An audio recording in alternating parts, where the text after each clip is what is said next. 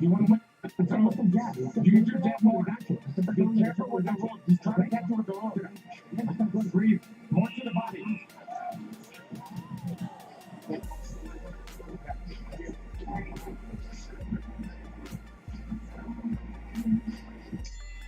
We begin the second half of this 10-round, 122-pound bout between Angelo Leo in the blue and white trunks and Aaron Alameda in the blue with yellow trim, both coming off their first professional setbacks, both losses in title fights. Leo dropping his title to Stephen Fulton, while Alameda lost to Luis Neri in a vacant title fight. Neri, of course, Hi, this is America's Pastor, inviting you to stay tuned for the world's greatest boxing commentary. Now, he's often imitated, but never duplicated. I want you to put your hands together and give him some love as we welcome the one, the only, TDub. Yeah! Yo, what up, guys? It's your boy TDub Whatsblazing. The Sportscast. We are back live and ready for another action-packed night, guys. Listen, this has been a day with nothing but boxing. I admit, TDub Whatsblazing the sports. Miss Jaime McGill, guys, I was out, pre-celebrating Father's Day. I am a father, guys. Man, have a good time, man. Let me turn this down. Let's turn it down. Turn this off, and let's turn this down. Guys, man, what's going on, guys? Listen, we are here. I am TDub Whatsblazing Sports. I am the best, the hottest, the freshest commentator on YouTube. I am often imitated, but I am never duplicated. I tell you that now, guys. Listen, I'm going to try to do something. Let me change this right here. Yeah, this is not what we're talking about. But guys, what I'm trying to do, if I can possibly, I will hope to get you guys the Chavez Jr. versus Anderson Silva. Would that not be a treat? And guys, I also want to give you guys Jermall Charlo versus Montiel. Guys, listen, Montiel is a banger, heavy-handed guy taking on Jermall Charlo, who is heavy-handed himself. Guys, there should be a combat war between the two fellas.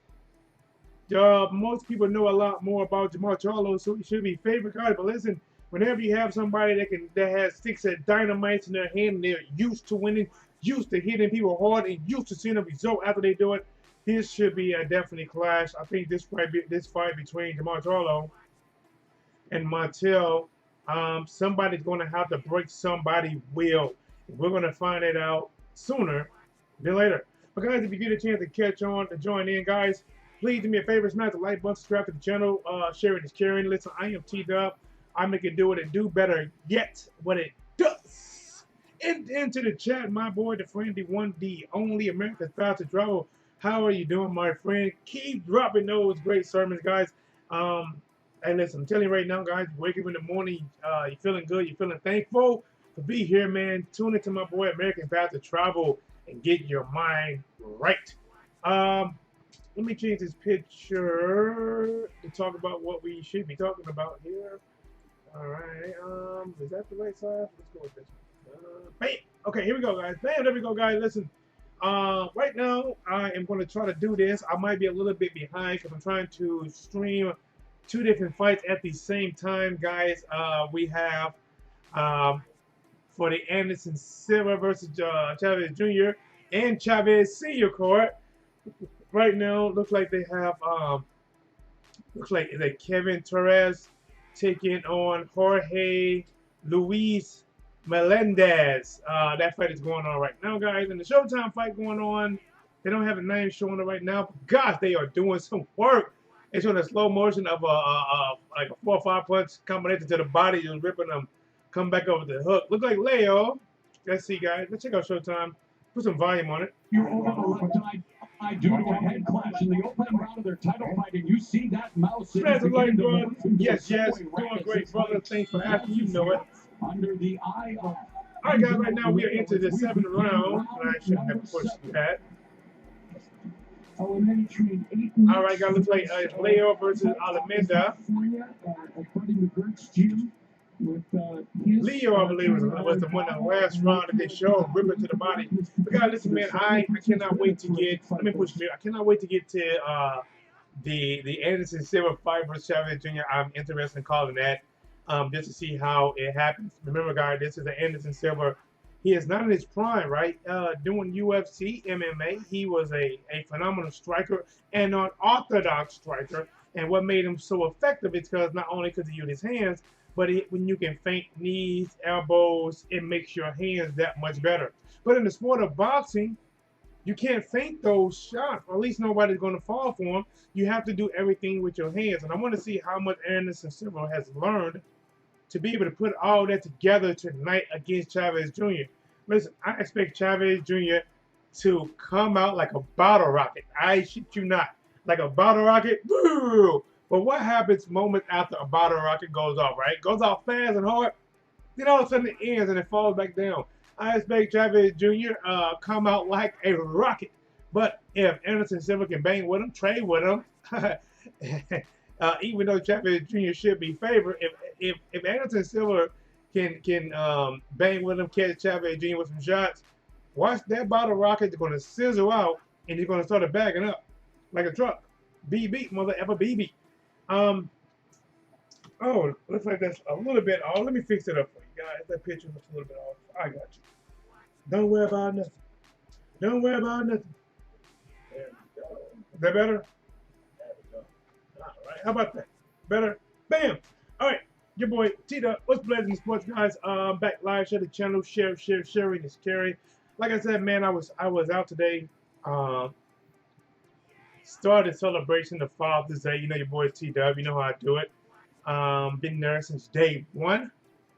Listen, I've been through. It hasn't been easy, man. And I'm not talking about the kids haven't been easy. I'm talking about, going to court, man, especially when you got an ex in it. And, the whole bitter situation. I had to fight. I had to fight to be in my kid's life. And the thing about it, guys, in case you don't know, if you're a father and if you're split, you don't have any rights. You have to bargain for rights, guys. And I fought, I spent, and I am in my kid's life, guys, and I'm a proud father. And today, listen, I got treated, man. I got treated out. We started off, we went to the market, right? We got a market here, St. Louis Market, Sula Market. Guys, I went there to get some alligator tail, right? I wanted some alligator tail so bad, but they didn't have it, right? And I remember I used to go years ago, and alligator tail used to be about $11, $12.99 per pound, right? I'm in the Midwest, ain't too many alligators. I'm pretty sure if I was in Florida somewhere, probably be cheaper. But man, I went down there now, and the alligator went up from $11.99 to $12.99 to $16.99 per pound. Guys, a pound ain't that much, right? It's not that much just to taste an alligator, but nothing I do a lot. So I waited. It was a long line to get to this market. I'm not gonna lie, I love this market. Nice market, a place to buy like fresh vegetables, local people, and fruit. You can buy live animals, live chickens, right? You can buy chickens to raise, or you can buy chickens to be off with their head and be in some grease in less than 5 minutes or less. You know what? I ended up getting. They didn't have the alligator, so I said, "All right, let me get what I asked for." I said, what I said, hey, they didn't have alligator. And I asked for something else. They didn't have that either. I'm like, golly. I said, well, let's see, what else can I get? I said, let me get some, you got quail? So I bought some quail. I bought some lamb shanks and some frog legs. Then after that, right, for Father's Day, I was treated to the Union Station in St. Louis, guys. I went to the aquarium, saw sharks and all this stuff. Very nice. Ate a lot. I went to a place called Tucano's. I'm not sure if you guys ever been to Tucano's, like a Brazilian grill type of place. I just left there before 30 minutes before I went live. Guys, I am full. I am stuffed. I don't know how I'm going to do it. I don't know how I'm going to go through this video. I might be yawning every 3 seconds because I don't know if you guys have been to Tucano's, but they have this thing. And on one side is green, other side is red, in the middle is yellow. So if it's flipped on green or blue, whatever it is, that means keep bringing the food, keep coming. If it's on red, it means stop. And I got full quick. But all right, guys, that's me. You know, salute to your boy TDub and all the fathers out there, American Fathers Travel, everybody out there that's a father. Salute to you guys for being in your kids' life. You know, too many of us of our kids are not raised up with the father, right? You know, and I think we need to make an impact in our young men's and young daughters' lives. But guys, listen, let's get back to boxing, man. We are back at it like a crack at it, giving you boxing geekers every bit of this work, guys. Jermall Charlo is in action. The heavy hitter, the Texas native, is back. Man, he is taking on a banger, man. He is taking on somebody that's a banger. He's going out there. Let me look up his official record. I thought he was like all knockouts, man. Let me look up for sure, right? Let's just make sure. Let's do what we do as we smash that light. And I'll let you guys while I look it up. And like I said, guys, you guys let me know. I'm trying to stream both of them right now. If you want to listen to the, at least while I'm doing this, I got the Showtime card up. Leo versus Alameda and the Chavez Jr. versus Anderson Silva. I think that fight just wrapped up, guys. That just wrapped up. Let's listen. Let's listen over there and see what we got. Yeah, what? I'm waiting for the judges. Let me, yeah, what's that? Canelo Alvarez is there, guys. Oh, I forgot. Alvarez's brother is fighting. Alvarez's brother is fighting. Chavez for the third time. It's great to see the former greatest Mexican champion right here, and the current great Mexican champion Canelo, as he supports his brother for his third match with Omar Chavez. Kind of giving the last minute advice here. And that's Rafa right there. That's part of his strength and conditioning coach for Canelo, who had been working closely with the whole. Now we have an Alvarez team.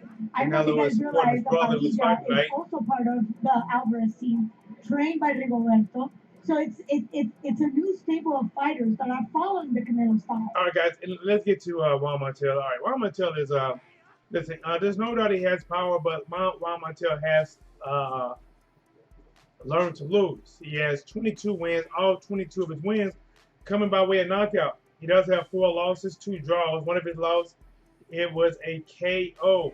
But let's see, guys. His last 4 fights, got 3 wins and 1 draw. Last 6 fights, he has still the same 3 wins, 1 draw, and 2 losses. He lost to Jaime Munguia. He got KO'd. Listen up to fight between these two. The referee gathers them in the center of the ring. What's going on? Danny says, I thought Chavez missed the weight by 2 pounds. Did I? Hey, listen, you know what? Bro, let me check. Let me look that up, man. A good call. Good call. After 8 rounds of boxing, we now go through the judges' scorecards. But it's not new. It's not new. Tarjetas, un fuerte aplauso para Dana Motores y el silencioso Boletes por este combate. It wins. Let me look it up. Carlos Goldsmith, he scores at 77 to 75, 77 a 75. Juan Carlos Pulido, 77 to 74, 77 a 74. El Diego Alberto, 76 to 74, 76 a 74. For your winner, by the way, of unanimous decision. Good call, Rose. De la decisión unánime de la Colombia Miravalle, Guadalajara, Jalisco. All right, they just announced the winner, man. Good call, right? Danny Rose coming in. Check this out, Danny. Julio Cesar Chavez Jr. missed weight again, and he forfeits $100,000 to Anderson Silva. So Anderson, even before he stepped in the ring, he's $100,000 richer. All right, let's get into it. Let's see. At Friday, who is this? Who is it? Are these guys next? Sosa versus Mena. Okay, let's see. At Friday weigh-in, Chavez tipped the scales at 184.4 pounds, 2.4 pounds overweight for his Saturday bout against former UFC champion Anderson Silva. Due to missing weight yet again, Chavez had to forfeit $100,000 to Silva, who successfully made the contracted weight of 182 pounds. Quote, I have been a combat sport professional for over 20 years, Silva put on his Instagram. I'm always accomplished my duties inside and outside the ring. The contracted weight for tomorrow's fight is 128 pounds, which I accomplished through months of hard work alongside my team. Unfortunately, my opponent came in at 184.4 pounds. Despite this, I will still put on a great show for you all, says Anderson Silva. Mauricio Suleiman talking. Let's listen in, guys. Tantas alegrías por ser siempre como ha sido el mejor. Que Dios te bendiga, te deseamos el mejor de los éxitos. Siempre serás nuestro campeón. Thank you so much for giving us so many emotions, so many joys, for always being who you are. He's the first of many big names we have coming on tonight. What do you see for this fight coming up? All right, let's go to Showtime. Errol Spence Jr. in the house, guys. Let's go to Hey, Errol Spence Jr. is now, guys. If you guys don't know, man, Errol Spence Jr. will be taking on Manny Pacquiao. And I'm telling you guys, even though Errol Spence Jr. will be favored, I am telling you, I might be calling this a 55-45% fight, guys. Even though I might be tipping my head 5% in Errol Spence Jr. favor, guys, that's only 5%. There's a lot of room for error, guys. Listen, this could be a good fight. Don't miss it. And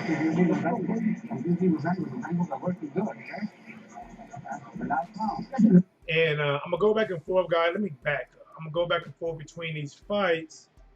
And I'm going to see if I can call them, right? Remember, tonight we have, of course, Jermall Charlo fighting Juan Montiel, who is 24 wins, 22 by knockout, 4 losses, heavy-handed fighter. But listen, we also have Anderson Silva, right? It's so much boxing going on. You know what? We had somebody else. Did anyone fight tonight too? Jaime McGill already fought. I miss Jaime McGill, but I heard he got a knockout or stoppage. In the building, the one, the only Sean Troy Sports Talk 726. What's up, Blazing? What's good, bro? Talk to your boy, man. What's happening, chat? Listen, bro, we back, man. Bro, we are back, man. We are back. We are back. You know, like a chiropractor, champ. We back. Got your back like a chiropractor. Guys, Chavez Sr. is getting his hands wrapped. Is he gonna fight soon? Let's listen in and see what they're saying about Chavez Sr. Jr., of course, the son. Guys, this is Chavez Sr. And listen, I hope I still have the spunk to do it at the age. But guys, listen, man, I don't know, man. Some of you guys don't know, I kind of slowly pulled back from the ring. I got a lot of health issues I have not talked about, man. A lot of health issues. I went from never going to the doctor to now it's like I'm seeing the doctor, you know, once or twice every other week. You know, that's not me. I'm not the type of person to do that. But your boy, like when you don't see him live, man, I've just been going through some things physically, getting tests ran, blood ran. But we're going to get together, man. Listen in. Sporting a sombrero, maybe representing, you know, respect for the Mexican culture. As we go to Claudia for the tail of the tape. 5'9", 5'7", the height would be one of the biggest issues. The exact same weight, the reach only half an inch difference. But let's keep going. I have to say, a man on a mission. We're coming all the way from Ecuador. He wants to go make to a big bang, a splash. Showtime is in the final round, 1 minute 10 seconds. These guys like they banging, man. Leo and Alameda. Let's listen in. Let's listen in, guys. Good all right, guys. Oh, nice by Alameda. Coming in, working the jab. Coming into this round unofficially. Nice combination by Alameda. But Leo comes back, let him free for the combination. Both guys swinging for the fence in the center of the ring. Leo pushing back, throws a 1-2, and Alameda fires back a left hand, misses a shot. We have a southpaw versus a right-hander. Oh, man, Leo came in, guys, and diced and sliced up Alameda. Alameda trying to return the favor, but Leo backs out for a minute. He was on to his right. Both guys come in and trade the shots. Leo pushes him back. Referee wants watch your head. Both guys don't punch a guy. This is what we're talking about. Alameda just misses a left hook.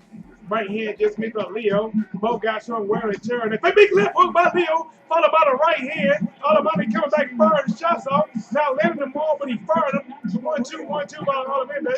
But now 2 to the body at the bell for Leo, guys. And we go to the bell. Leo is sporting some bruising over his right eye and possibly left eye, swelling as well. So, guys, for me, partly watching it, I didn't watch a lot of this fight, but it looked like it was definitely some drama in this fight. We're gonna have to go to the decision. These guys, neither one was no movers, neither one was no shakers, but both of these guys were trying to bake each other tonight at 400 degrees or more. Belongs in the upper echelon of the 122-pound division. There was a question when he was coming into fight Mary. Did he belong Looks here? like the Alameda Fight their fighter won. The verdict is here.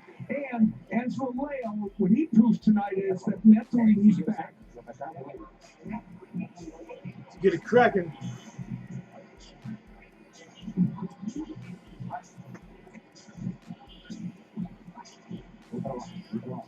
All right, that's with the inside the rope. They showing a replay. Leo lands a left hook to the body, right hand upstairs. Then another replay of him in the right hook to the body by Leo, followed by a left hook upstairs. Again, left hook to the body by Leo, but now a counter right hand by Alameda. From the inside as well as from the outside. Good right uppercut. Became a huge weapon in this fight for Alameda. Alameda. The right uppercut and the right hook were Alameda's calling card, but then he had the left uppercut. This is like a war right here. Each man took turns doing good work.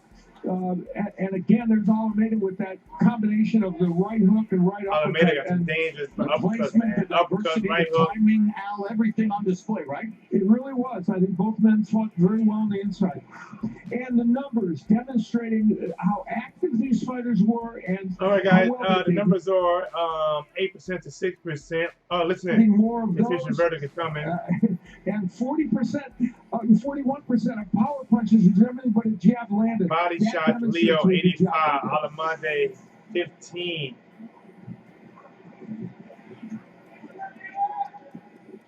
All right, while we await the official decision, The Kings is a four-part series chronicling the careers of the four kings of boxing: Duran, Hagler, Hearns, and Leonard. He has to be fighting for something. Just going to replay.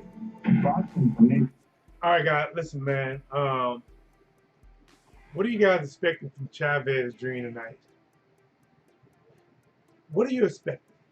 Now, listen, Chavez Jr. is the guy that, when I found out who his dad was, and, you know, his dad seemed like a warrior, went out on the shield, you know, even, you know, when he was past his prime, probably late 30s. Hold on, here we go.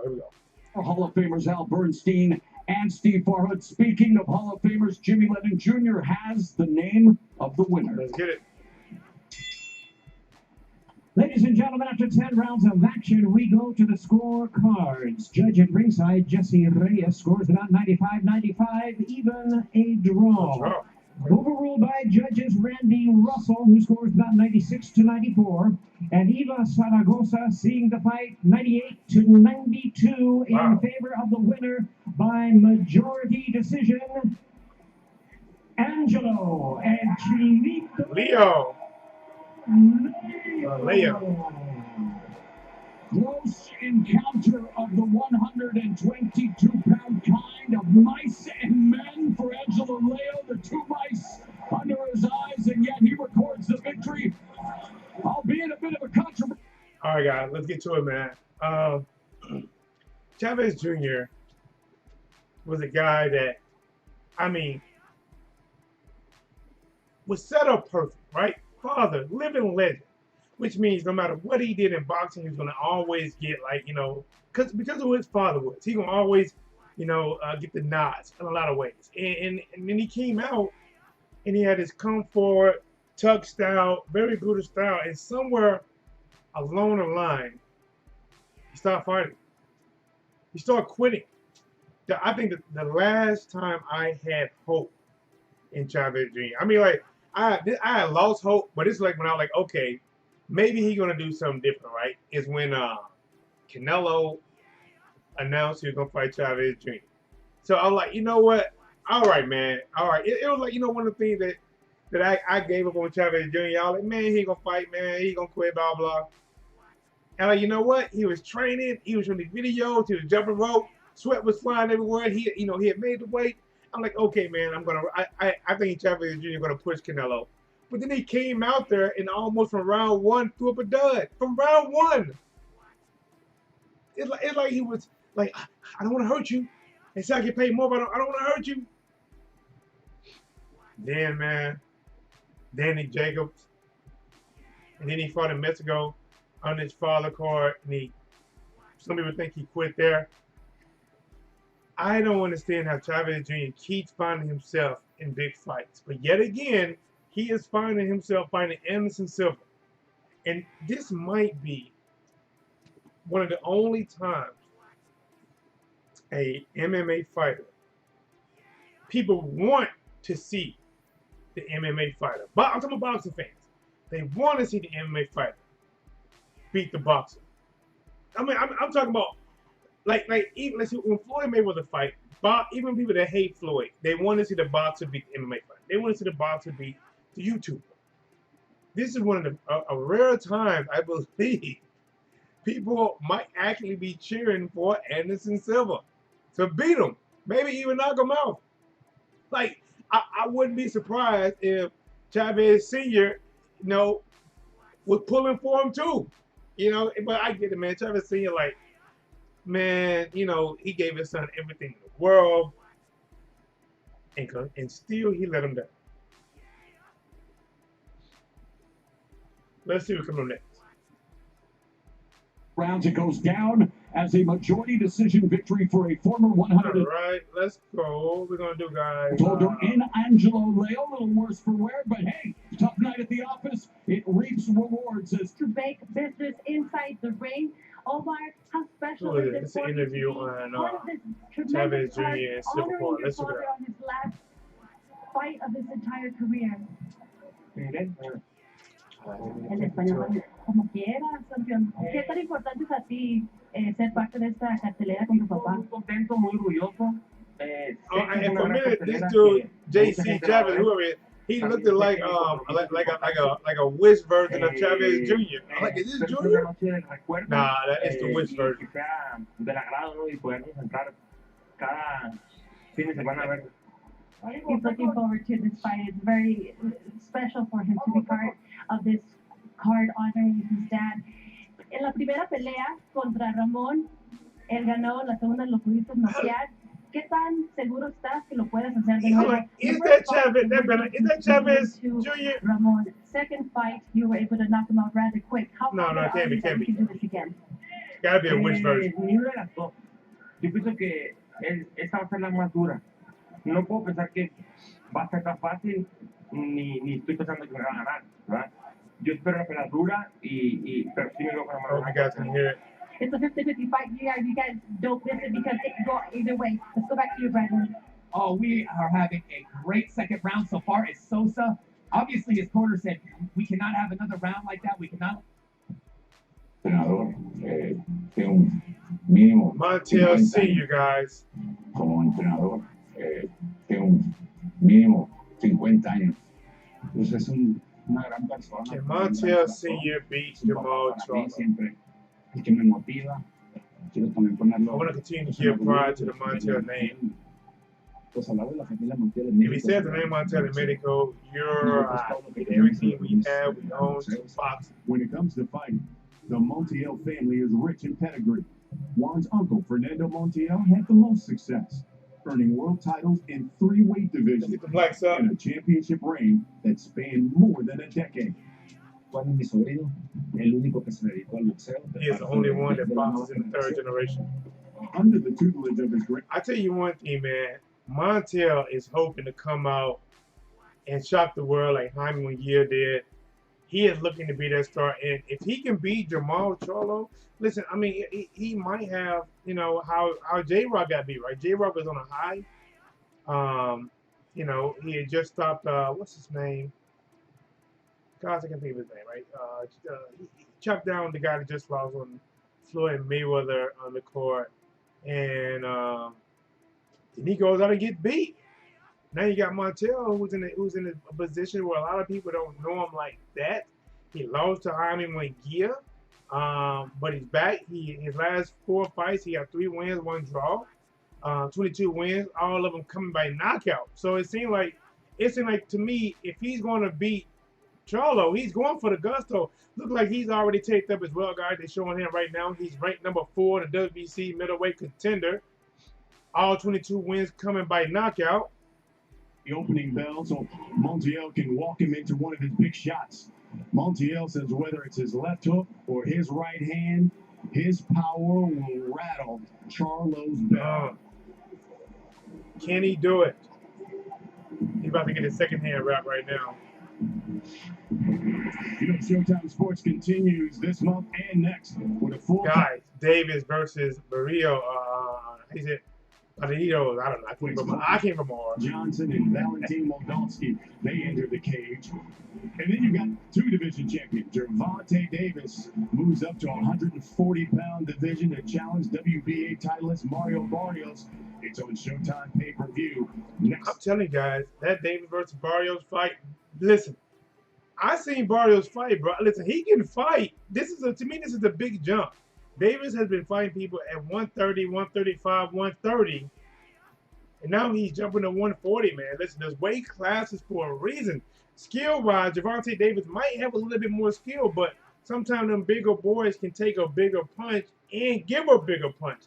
That, to me, honestly, is a underrated fight than what it really is. This might be, at least in my opinion, I don't know how the fight going to turn out, but out of all these fights he has so far, this might be the toughest test for Gervonta Davis. 54-pound champion in the 4-belt era. And then on Saturday, July 31st, $1 million and the title on the line when Patricio Pitbull meets the undefeated World Grand Prix final on Bellator MMA 263. And a scheduling update. Newly crowned WBC bantamweight champion Nonito Donaire. What? He's seeking more titles, and he's going to go toe-to-toe with the WBO titleist John Real Casimiro. Oh, man. Donaire's back on August 14th. August 14th live. This might be the second coming, man. Donaire was on top. Donaire was on top a long time ago, right? Before he started taking some L's and got beat. And then he kind of fell, right? And now it looks like he's back. Like he's having a second career right now. But let's listen in, guys. Let's keep listening. Fighting to become the undisputed champion at 154. Champ? Oh, this is Jermall Charlo?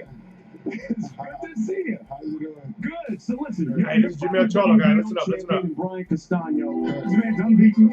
He's a pressure fighter. What kind of fight should we expect? That Mexican beat in the background, that's one of my favorite beats, man. I think I first hit it off of Desperados. Have you guys seen here Desperados? That man, that beat is, man, I like that. Will become the undisputed. They got too much. You know, he said, and I'm quoting him now, quote, I'm going to win, Jermall and Charlo. Charlo will suffer.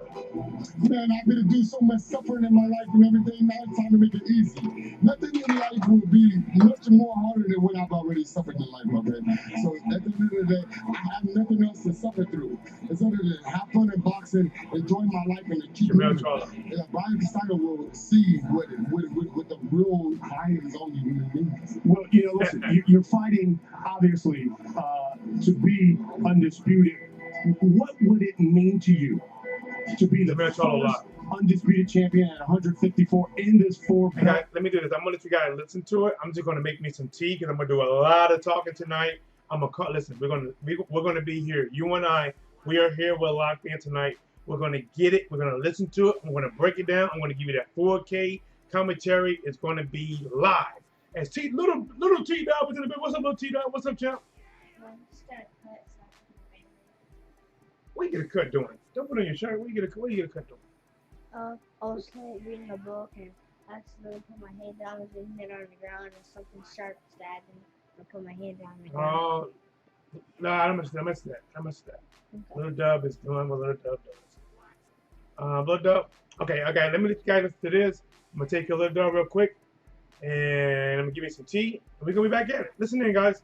My question to you is, if you win on July 17th and become this is Jermall Charlo, guys. You can hear should we be saying Jermall Charlo top 5 pound for pound, one of the top fighters in the world? Well, I do believe that I do believe that I should be top pound for pound for now. But look, I love when they give me something more to challenge myself for. I'm not here to just correct anybody that says that I'm not top pound. You know, so it's like, you know, I'm gonna keep fighting. I'm gonna see what I need to do more and do better. In July 17th, maybe they'll give a different example of what I should do. Well, you know, it's been 6 years since you last fought here in your hometown of Houston. Your brother now done it twice here in the past 2 years. Right. You got any plans of a Houston homecoming fight in your immediate future? I'm looking forward for the future of coming home to Houston to fight. I'm excited that my brother get an opportunity to fight here in Houston. I'll be fighting in San Antonio, not too far away from me, so we'll have a lot of Estonians come over, and we're going to be excited to enjoy a night of boxing with my San Antonio natives and my fans that love the Lions Only in the Charlo Brothers. And hey, we'll see. You wearing that hat there, champ. I appreciate it. Hey, Styles in the profile, and we got to keep it moving. Always. It's time for our second bout of the evening. Let's go back ringside. Here's Mo. All right, Brian, thank you very much. A mouth-watering matchup on deck. Isa Cruz and Francisco Vargas placing their souls in the footprints left by the all-action little big men from Mexico that have come before them. You know, in boxing, Mexicans are revered globally for their ferocious aggressiveness and indefatigable fighting spirit. Cruz and Vargas personify those attributes. One of the most celebrated brawlers of the last decade, engaging in back-to-back Ring Magazine fights of the year against Takashi Miura in 2015 and Orlando Salido in 2016. Vargas won a 130-pound title in 2015 by stopping Miura, then battled Salido to an action-packed draw before losing his title to Miguel Berchelt in another memorable affair. He, in fact, lost twice to Berchelt, but since those losses in 2017 and 19, he underwent surgery to address his chronic cutting around the eyes, and he's won 2 fights, both at 135. Meanwhile, Cruz, well, he's definitely not Cruz. He's been on a meteoric rise, going 16-0-1 with 12 knockouts since his only pro loss. In his 6th fight, he announced his presence with an electrifying first-round knockout over veteran Diego Magdaleno last September. Followed that up in March with a unanimous decision win over the previously unbeaten Matias Romero. First time he went 12 rounds, and it was an ugly, foul-filled affair. And right now, he looks like an attack dog, a pit bull that is ready to be unleashed. All right, I guess we know what his nickname is based on that. Let's take a look. Now, Cruz at 5'4" is one of the shortest lightweight contenders, if not the shortest. And he's giving away 4 inches to Vargas, even though Vargas, as Morrow pointed out, is naturally a junior lightweight.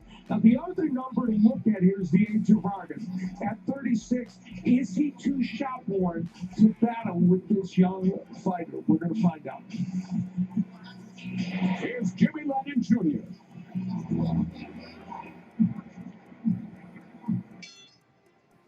Well, fans, from the Toyota Center here in Houston, Texas, Premier Boxing Champions continues the action with a highly anticipated co-main event of the evening.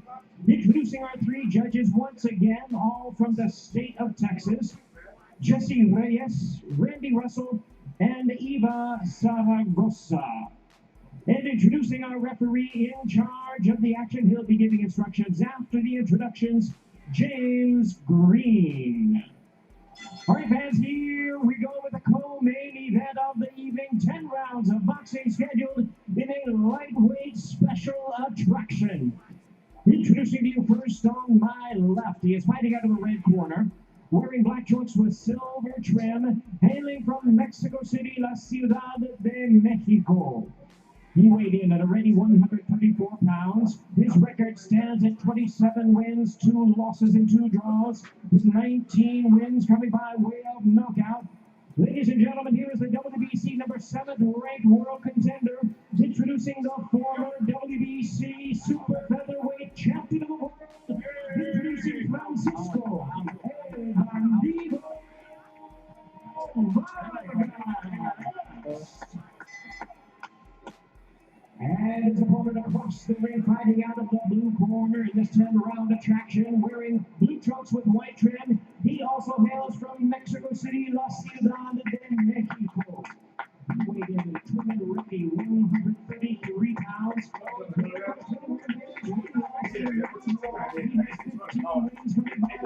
knockout. Ladies and gentlemen, here's the exciting and relentless WBA number 3 and IBF number 2 world-ranked lightweight contender, introducing Let me go see if I can pull that one up on the screen as well. James Green now to give instructions. Okay, gentlemen, I went over the instructions in the dressing room with both fighters. I want you to protect yourself at all times, and all times obey my command. Touch gloves, back to your corners. Okay. All right, guys, listen, we are back, man. What's up, Green Man Smith in the building? All right, guys, listen, my boy Bob brought it to my attention. It's just, honestly, man, it's too much boxing going on. Let me see if I can do it right. I don't know if I can cover the Chavez fight. Hey, at least I can have. I'm gonna try to see if I can have all three going. The Chavez fight, the Jermall Charlo fight, and the MUA fight. Hold on, let me see if I can find. Hold on, guys. I gotta bag out. I gotta set some things up. Let's go here. Let me see. Now I might be a little bit behind. Let's go with the 3. Let's put this. Let's see. So we'll put. Let me go back down here. All right. Let's put Chavez Jr. right there, and we're gonna put here. Okay, let's see. Keep going. Right, boxing right here. All right, we're gonna put Jermall Charlo. I'm moving screens, guys. I'm gonna move. Now I'm gonna put the NOA down here if I can find it. All right, let's do this. Bam. I hope this don't freeze up. I'm putting a lot. I'm putting a lot right now. Let's see. All right, we go. Let's see. Will this work? This work? There's too much boxing tonight. All right, guys. Listen, we are live, man. We have every one of them jumping in. Is this still what says commercial break in progress? All right. So let's get it, man. I got my tickets to see the Tank Davis fight. Breenan, what's up, Breenan Smith, man? Hey, bro, I was telling people, man, I think that Davis versus Barrios, that's going to be a fight, man. That is a good one. I think this is the toughest test for Gervonta Davis. This is the bigger guy who can fight. I get what Floyd Mayweather is trying to do. He's trying to take Gervonta Davis the route that he took, See, this is just my opinion. I believe that Floyd Mayweather believes that fighting Mexicans, English people, are people that have a really big following. That's the way to build your name, because Mexicans really do support their fighters, right? They support them. They do big parties and everything, and that's why he fought Oscar De La Hoyas and the Juan Montiel, and the Victor Ortiz, and then the Manny Pacquiao, because Manny Pacquiao had a country. He had the Philippines, but not only had the Philippines, he had the support of the Americans and everybody else just to try to beat Floyd Mayweather. So now they're trying to take Gervonta Davis down that right. He already beat Leo Santa Cruz. Now he's been a bigger Mario Barrios, which is this is a big dude who got good power. And I'm telling you, man, like, it is hard for me to pick against Gervonta Davis. It is very hard, and I'm not saying I'm gonna do it, but I think this could be a fight that this could bring the best out of Gervonta Davis, and I want to see it. I think, honestly, before knocking out Leo Santa Cruz had some success with boxing Gervonta Davis. I picked Davis to win by knockout. I think he's going to end up catching him. But, man, this is a good one, guys. I am ready to smash the like button, get some likes all the way up, guys. Be a back at it like a crack at it. Give me your boxing geek, this work. Guys, let's listen in on Chavez Sr. getting his hands wrapped. And it looks like he's coming up that way so far. Yeah. I just skipped. Somebody got tackled on Showtime. See, I think I got too much going on, guys, so it's some jumping. Wait now.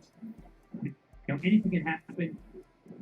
See, I might have too much going on. Let me click in this if it's better. I might got too much going on.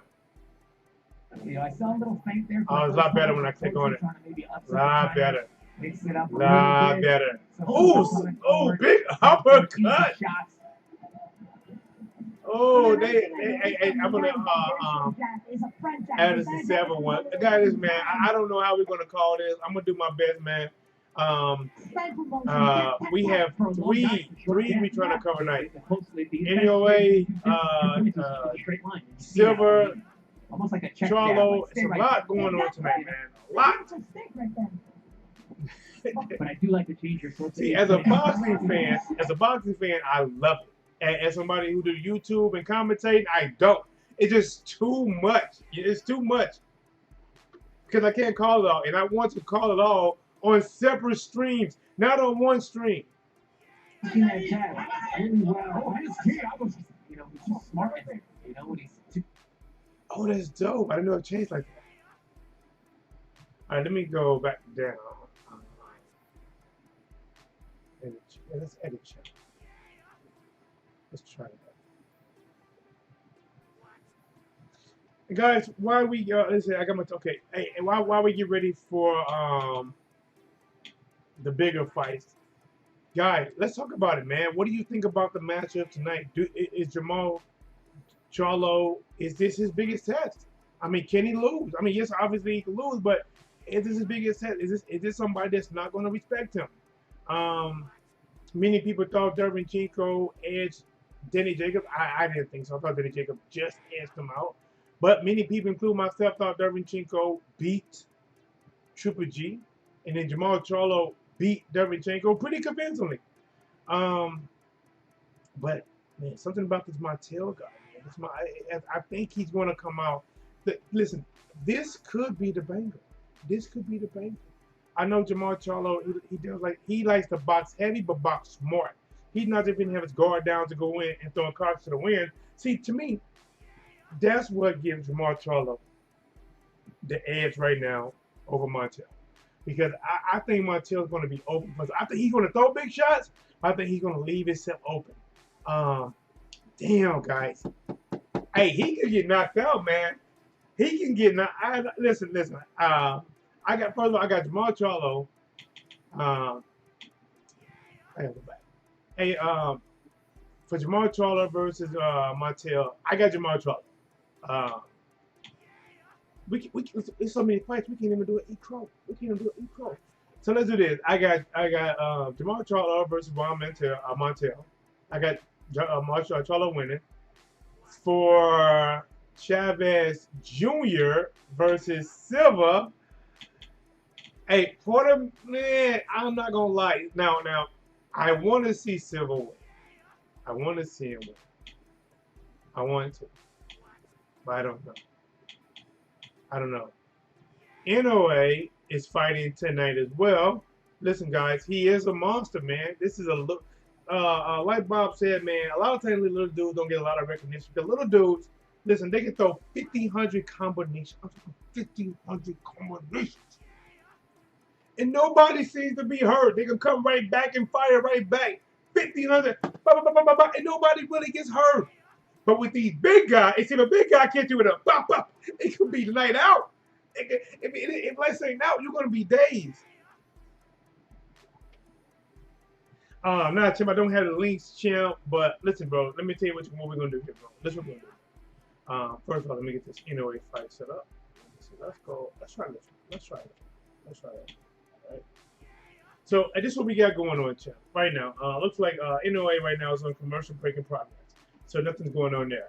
The fights I do have up right now, guys, is the undercard for Jermall Charlo and the undercard for Chavez. Maybe Chavez Sr. might be the main event, even though what's going to sell it is Anderson Silva versus Chavez Jr. So I have both of those going on right now, guys. And what I'm going to do, when they get to a fight either that you want me to call or they get to a main fight that I want to call, I'm going to call that action down to the punch where they're at. Guys, listen, man, this is 4K. There's a lot of people out there doing things, right? A lot of people out there doing different type of live commentating and parties. But I'm telling you right now, said by a man, it is true. He says, TDub, you are often imitated and never duplicated. And you know what? I don't mean to my own horn, but hi, listen. Even on my worst day, sometimes when I do this, I don't feel great. I feel off, but I still give you that. I still give you that. I still give you that fine wine. Watch the legs go down when you twist it. Guys, we're going to give you live commentating. You're going to get the sound. You're going to get everything. It is going to be here. We are back at it. So right now, guys, we have two fights going on between Sosa and Mina. And we also have Cruz versus Vargas. So guys, right now, I'm not sure if you know any of the guys. Cruz versus Vargas is a lightweight fight. Those are small guys that could throw a lot of punches. That is happening right now in the third round. If you want me to finish calling that fight, I can. Or we can talk boxing. Guys, if you want to call in, I got the lines open, 314-884-1013. Talk to me. Call me live. Don't call me Cleo, but you can call me live. Talk to me. Talk about the fight, what's going on. Or, guys, if you want to talk about Sosa versus Mina, we can do that as well. This fight right now is in the 7th round. Looking forward to seeing what's coming on after that. I really hope it's Chavez Sr. or Chavez Jr. because I want to call those fights. I'm hoping that these networks do not overlap each other and allow the fans to be able to navigate from one station to another station and catch them all, like Pokemon. So let's, right now we're going to dive in. Let's check out Cruz real quick. Showtime on the court, PBC. All right, guys, let's get to it. We need some look guys, man. We need some look guys. Oh, nice job by Vargas.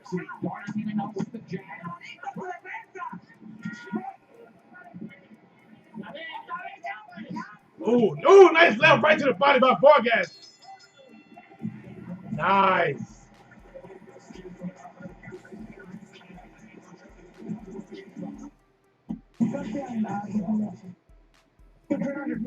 Guys, listen, man. While we got these going on, let's talk about boxing, man. We still got the Deontay Wilder versus Tyson Fury. Guys, I'm telling you, man, when that post fight or that press conference, there was very little words said by Deontay Wilder.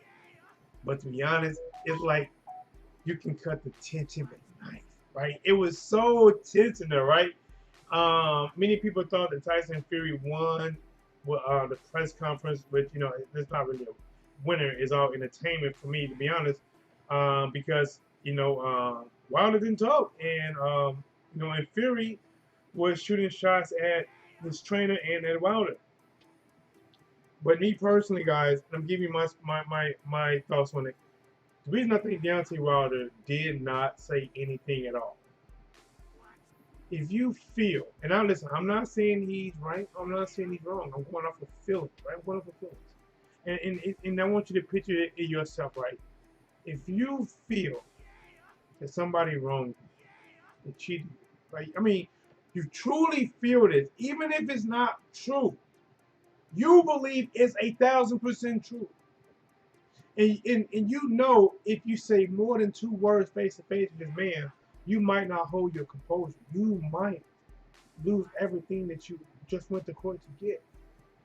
See, in my opinion, Deontay Wilder believes a lot.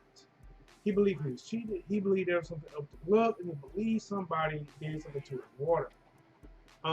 They use him talking about the suit is heavy, but let's assume he's right. If somebody did spike his water and he felt more fatigued and he felt more tired and he felt more heavy, he might say the suit was heavy. If he was feeling, you know, not himself. And if he feels like that, I understand why Deontay Wilder did not want to talk to Fury.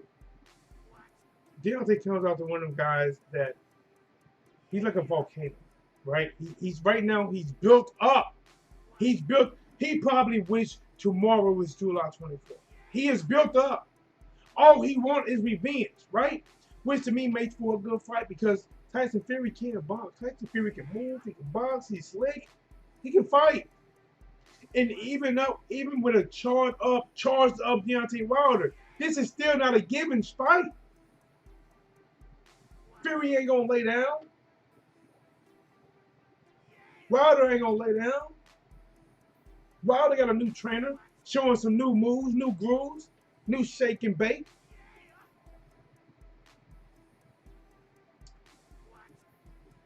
Guys, that's going to be matter of fact, boxing's winning. We winning right now, guys. We winning. We up on the scoreboard. We're winning right now. Think about this night.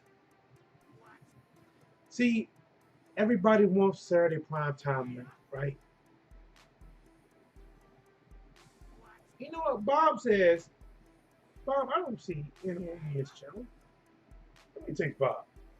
Bob said, "Oh, he's on this channel right now. He's about to fight next."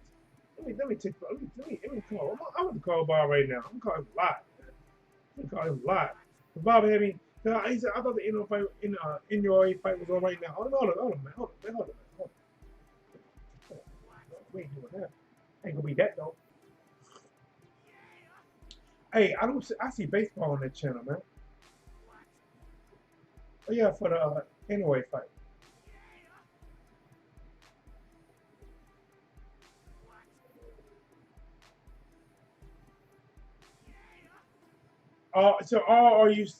So that was the preliminary bouts before the actual main undercard.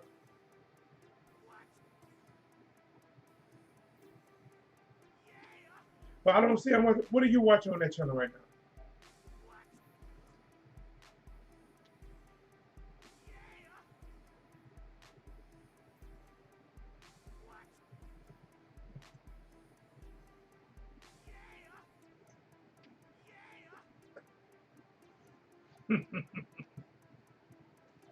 Hey, we just progressed in the house tonight on the show. Hey, on that Showtime card, man. Earl Smith Jr. is there. We just progress is there.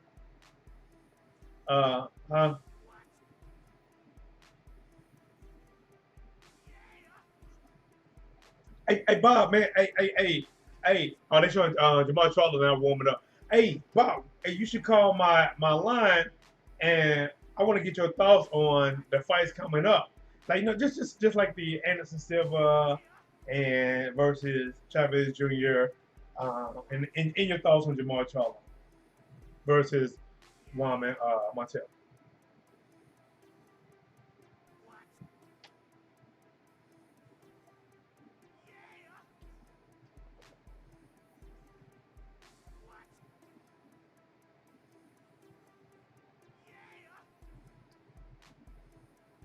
Wow. Hey, Bob.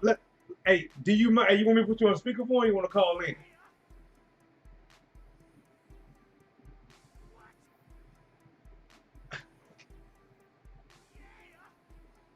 I know. Hey, do you want me to put this on speakerphone and continue this conversation? No. Why? I mean, that's good. Because remember, Anderson Silva is an MMA fighter. This is his first boxing match. He's fighting Chavez Jr., who used to be a contender in boxing, but he's been quitting lately. No, that's why I said we should go live and talk about it right now so the people can hear this.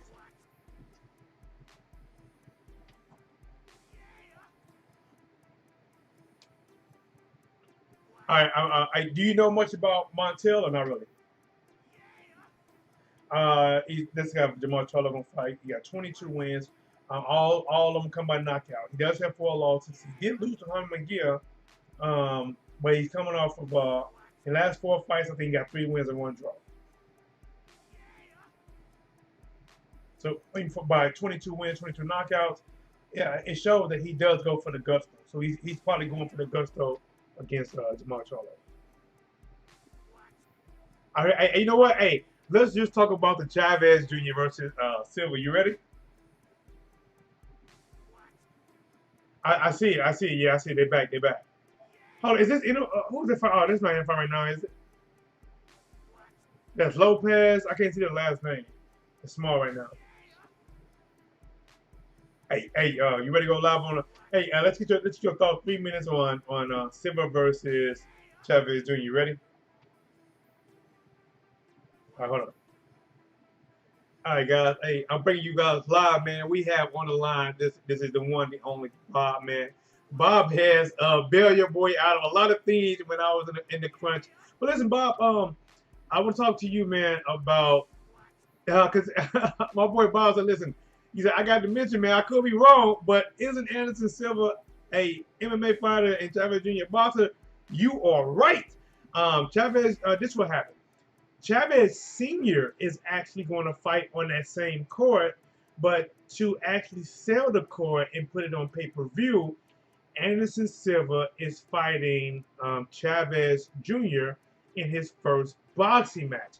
He is in his 40s now. He did not look that great on the bag, to be honest, Bob. Silva didn't look that great. And he's also fighting, I believe, in Mexico, taking on Chavez Jr. So this really is your fresh thought. What do you think about Silva crossing over, and what do you think about him fighting Chavez Jr.? Well, honestly, I think, for one, ever since he fought Israel, I thought that it was time for him to go ahead and pull out of the UFC. So I imagine that he's switching over to boxing because he don't have his legs up under him anymore. But I don't have confidence in his striking ability to compete with a boxer. But we do know that Chavez Jr. will take a dive. He's been known to allegedly quit in a few bouts. Speaking of, in the Canelo, he put up little to no effort. Against Danny Jacob, he came out hard and then folded like a deck of cards, like a bad hand in spades. And then what was it? He fought. It was a Mexican. He fought under his father. His father did like an exhibition bout. It was a while ago, and he fought in Mexico against somebody I don't know. And I believe he quit there too.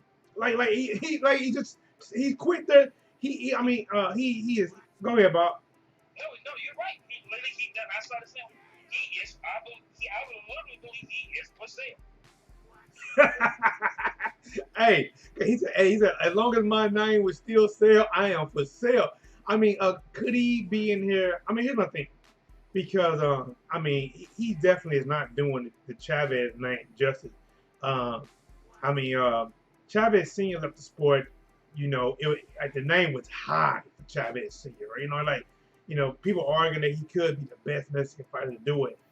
He passed the torch, not willingly, but he passed the torch to Oscar De La Hoya when Oscar was young and beat Chavez when he was a little older.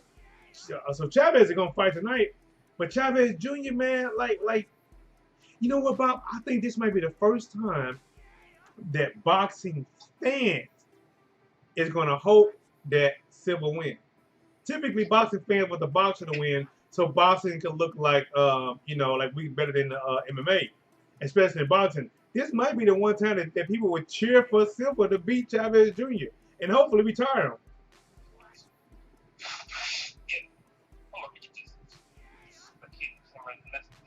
Anderson Silva, let it go. Yeah. I think that the boxing it's changed now.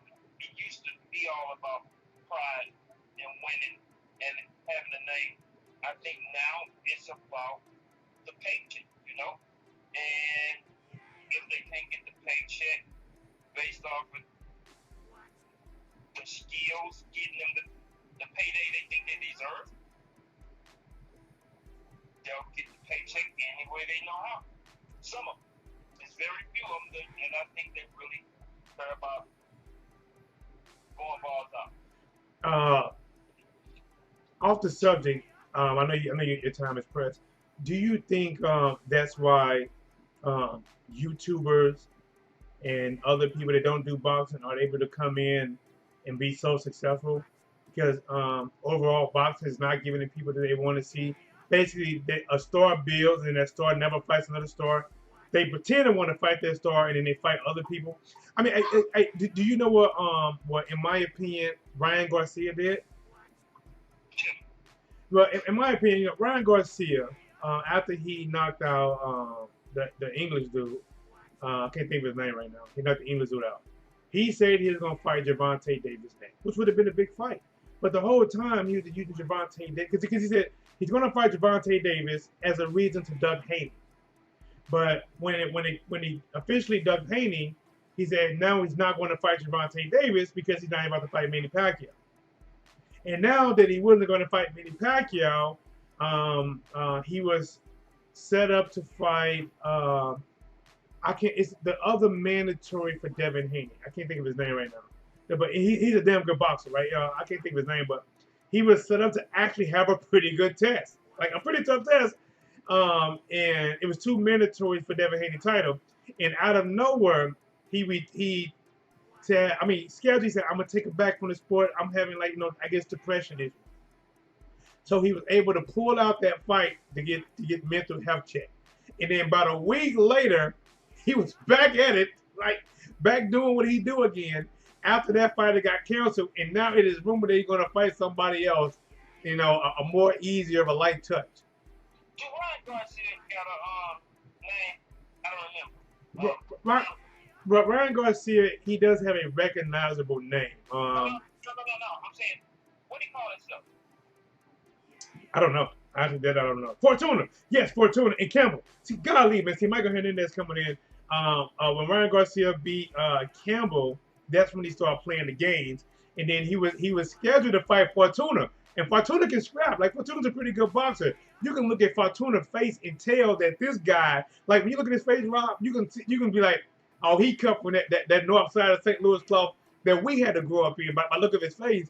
And Ryan Garcia was set up to fight this dude, and next out of nowhere, he has to take a step away from the sport, and get his health right.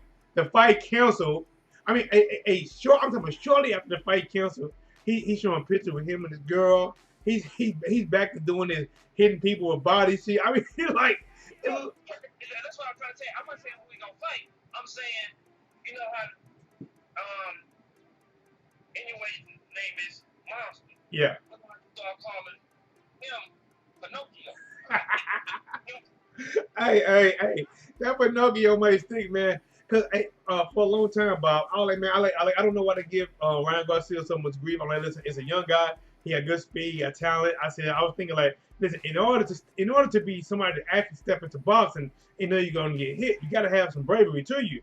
But man, after really following him hard and seeing the way that this guy navigate, this could be the reason why people are able to get into boxing now. Because it's like once a lot of fighters get some name about themselves, they don't want to take on a fight they can actually lose. Right. That's right. I don't. One thing I don't think he's necessarily afraid of the person. I think he's afraid of the aim. Because it's a fight that he know that a fight that could go either way. Think about it.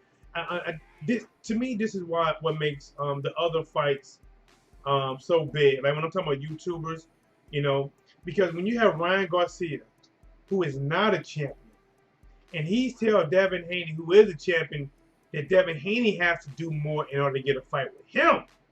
Devin Haney has the real belt, and he has the fake belt. He has just the mandatory. And he said that Devin Haney have to go and do more to build up his name in order to fight him. So when you take the best out of it and you make it a popularity contest, then that's why popular people who's not boxers can come in and be successful. Right. And he's basing it off of followers. I got so many followers. He does have a lot of followers on the social media. And like I said, man, that's why Jake Paul can come in and make the money. Logan can come in and make that money. Now Jake Paul is about to fight Tyrone Woodley.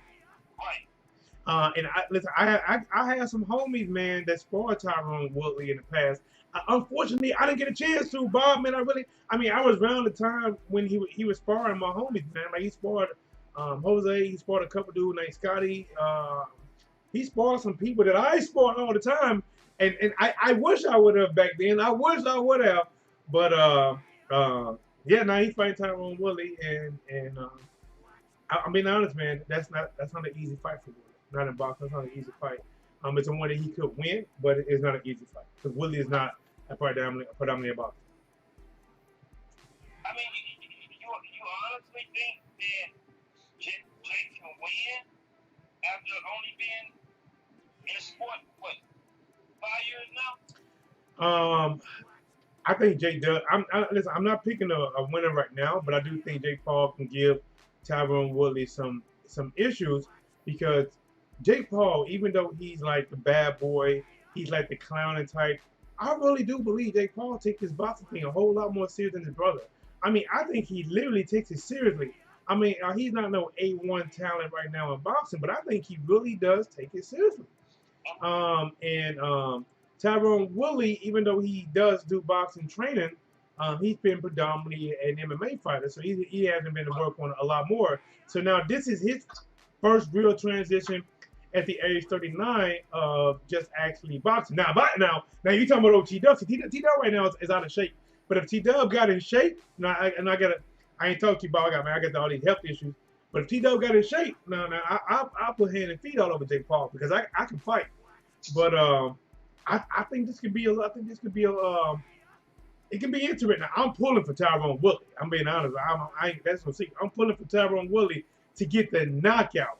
But I just don't know what he brings to the table because I've seen Jake Paul fight in boxing more than I've seen Tyron Woodley fight in boxing more, which is why I don't know. I don't know what he's going to do. I really ain't rooting for either one of them. I just would like to see a competitive fight either way it go. I got to pull for the St. Louis boy, man. I have to pull for him. Tyron Woodley is like, he's come from that club. I mean, he's from Ferguson, man. Like, he's come from that like, you know, the neighborhood that we done wrong, you know. He Ferguson. Like I said, remember I said he was like before he got big and made a name, he used to come around to several boxing gyms and spar. You know, he sparred at least 3 or 4 people that I know of. And unfortunately, I just never got a chance to get that work with him like that. I could have been doing football or something in college. I don't know. But I'm pulling for Tyron Woodley. I would love for him to win. You know, but yeah. All right. So go ahead, Champ. Maybe you need to go ahead and reach out and offer that work right now before you get a big fight. Well, I mean, I don't know if I mean, cause like the type of work that I give, man, you know, I can break confidence, you know, cause well, it's better to break the confidence now than later. I mean, cause like, no, you know, There's nothing Jake can do to break confidence. Whatever they done, he's like, oh, this is. I'm gonna tell you a true boxing story. So Bob, I took like 5 years off, and I came back in the gym, and I think I had I was like 5-0 or 6-0 at that time, as an amateur. And I took 5 years off, and I came back, and I was probably training for about 3 months, and it was I was about 185 pounds, and there was a heavyweight there. He was about 6'3", maybe 228, 230, and he was getting ready for his first pro debut. And they had on box this one amateur that had like 3 or 4 fights, and he was able to beat this amateur pretty good. And then coach said, "T-Dub, go get in there, right?"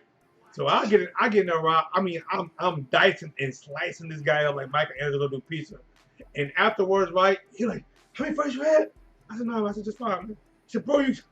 I beat him so bad that he canceled his fight and never turned pro, as far as I know. He never turned pro. He because it felt like damn, because he doubted himself that he wasn't ready. He's like, man, if an amateur could do this to me, what could a pro do to me? Even though he should have looked at it, listen, man, these are different people. Maybe who I'm fighting is not this guy. To me, that should let him know that I should never fight this guy. No, you saved him. You saved him a lot of misery. You got him. He went on with school. He got his education. So he just forced them kids.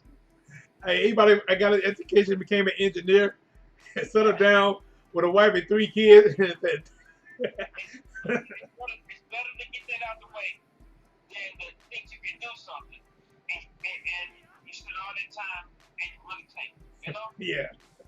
Like I said, I never hit him turn pro. But all right, looks like, man, on the Anderson Silva versus Chavez Jr. looks like Canelo Brothers about to fight right now. So I'm gonna jump. I guess I'm gonna jump into back to the live and maybe talk about this fight a little bit. But there's so much going on because it looks like on the Showtime fight, Vargas versus Cruz is ending, and it looks like but the main event might be next on there, Bob. I don't know. I'm gonna try to keep an eye on that. Which one? The Showtime, because I see Juan Montiel has his boxing gloves on, so that fight might be getting close. Yeah, it's been a lot of these fights are moving a lot fast.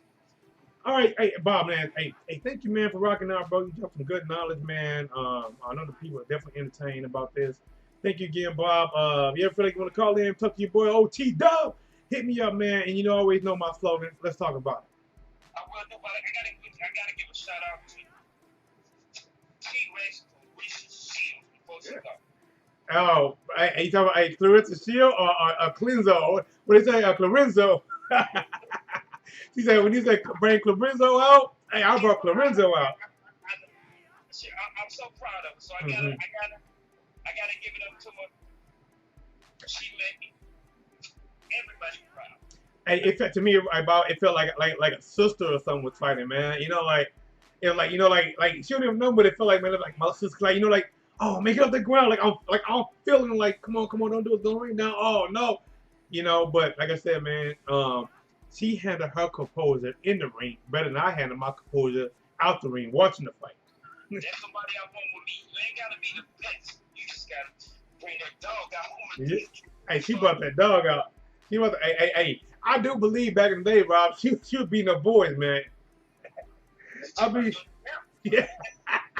I bet your boyfriend don't get no small mouth with her. She just had to punch him in his chest. All right, Bob. Thanks. All right. Hey, shout out to Tristan in the building. Hello, Patrick. What's going on, Tristan? How you doing, champ? I got this, my nephew, man, the one, the only Tristan, aka Kid Flash in the building. Thank you so much for always treating your uncle like you're the best uncle in the world.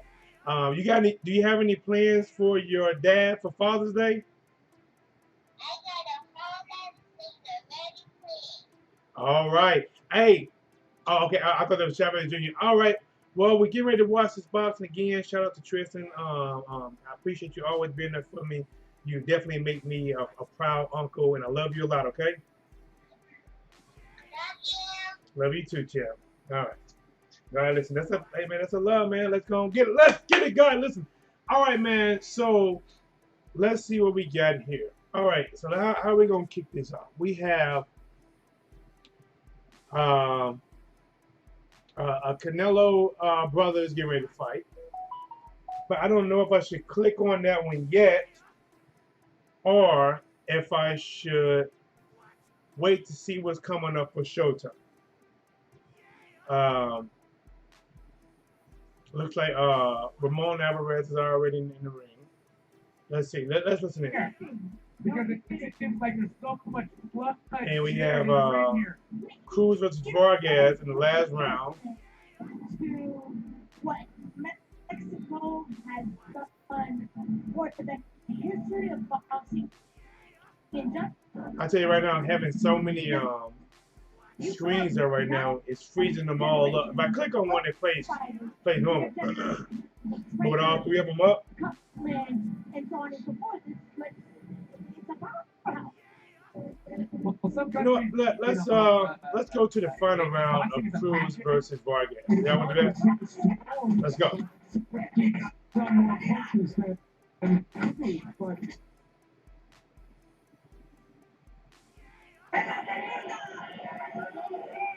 Let's get them lights up, guys. Let's get them lights up.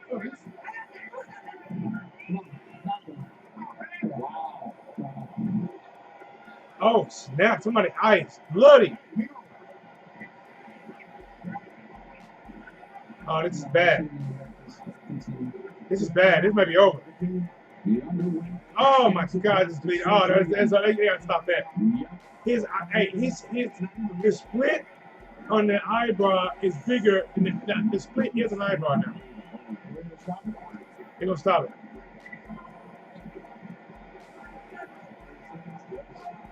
They said 30 seconds in the fight. They're going to let him, they're going to let him go? They're going to let him finish. Hey, 30 seconds in the fight, and there's a huge cut. And they're debating about letting it go or not. If he can last 30 seconds, he may have to do he may have to have his guards high and run. They're going to let it continue. It's going to continue. And it's not moving. Oh, big right hand by Cruz. Both guys slugging. Vargas trying to hold on to him. Vargas backing up. Cruz coming in, working the body, left way to the body. Cruz, Vargas goes down. And they count it as a knockdown. It did not look like it was a knockdown. It looked like it was a push down, but they called it a knockdown. Fight back on, guys. Vargas and the fight ends. Guys, listen, that knockdown to me was a knockdown. Basically, guys, Vargas had a cut over his right eye, and you see my eyebrow. It was that thick or thicker, going in the same shape. And when they started back up, Cruz started attacking Vargas. Vargas started fighting back, and it looks like Vargas was trying to hold on to Cruz, and leaning in. It looked like he might have failed. It did not look like a knockdown to me, but it was counting as a knockdown. I want to see the replay. This was not a fight that I was actually tracking. Listen up. Cruz was initiating. We'll see if I'm wrong. Let's see what happens. Left hook to the body by Cruz. Left hook up by Vargas. And that's where the headbutt came in. They said Cruz was leading with his head. And that's how he hit Vargas.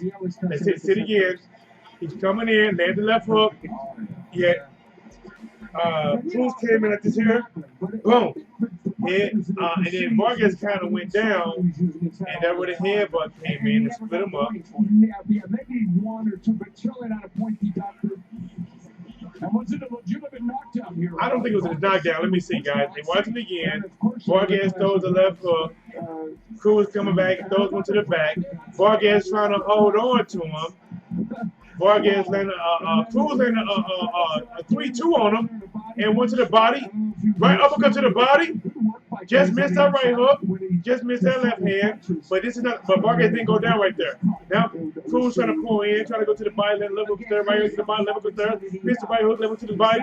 By Vargas, by Cruz. Vargas trying to hold on to him. You know what? I would listen. Officially, after watching it, I would call it not. Even though Vargas was trying to hold on to him, Cruz was throwing punches.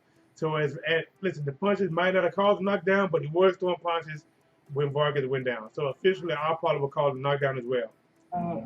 Both of them being pretty active, and the power punches clearly an edge to Cruz, and body punches. Of course, he normally lands a large percentage of his punches, normally 38%. It was close to that, in fact, in this instance, and he did better work. Vargas did land his share of punches, and he threw a little bit more. So Vargas had his moments in this fight. It's just they weren't sustained. Let's get the official. Oh, they got the official. Let's go back. Let's get the official decision. Here is Jimmy Lennon Jr. This is for Cruz and Vargas. Who won? Gentlemen, after 10 rounds of action, we have a unanimous decision. Here are the score totals. Judging ringside, Jesse Reyes scores about 97-92. Randy Russell sees it 99-90. And Eva Zaragoza scores about 100-89. All three in favor of the winner, Isaac Pitbull Cruz. Cruz is the dog, man. Cruz is the dog. Isaac Pitbull Cruz at times made it more like a pit fight as he wins over Francisco Vargas, improving All right, let's look at the officials, judges scores with our unofficial. All right, guys. Right now they do have Ramon Alvarez taking on Omar Chavez. That is going on right now, guys.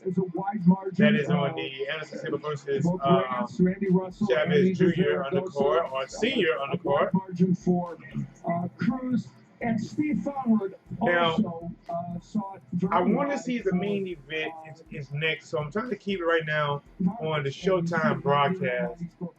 But right now, guys, look at Alvarez is the one that's actually trying to push the action against Omar Chavez. First round, 22 seconds left in the first round.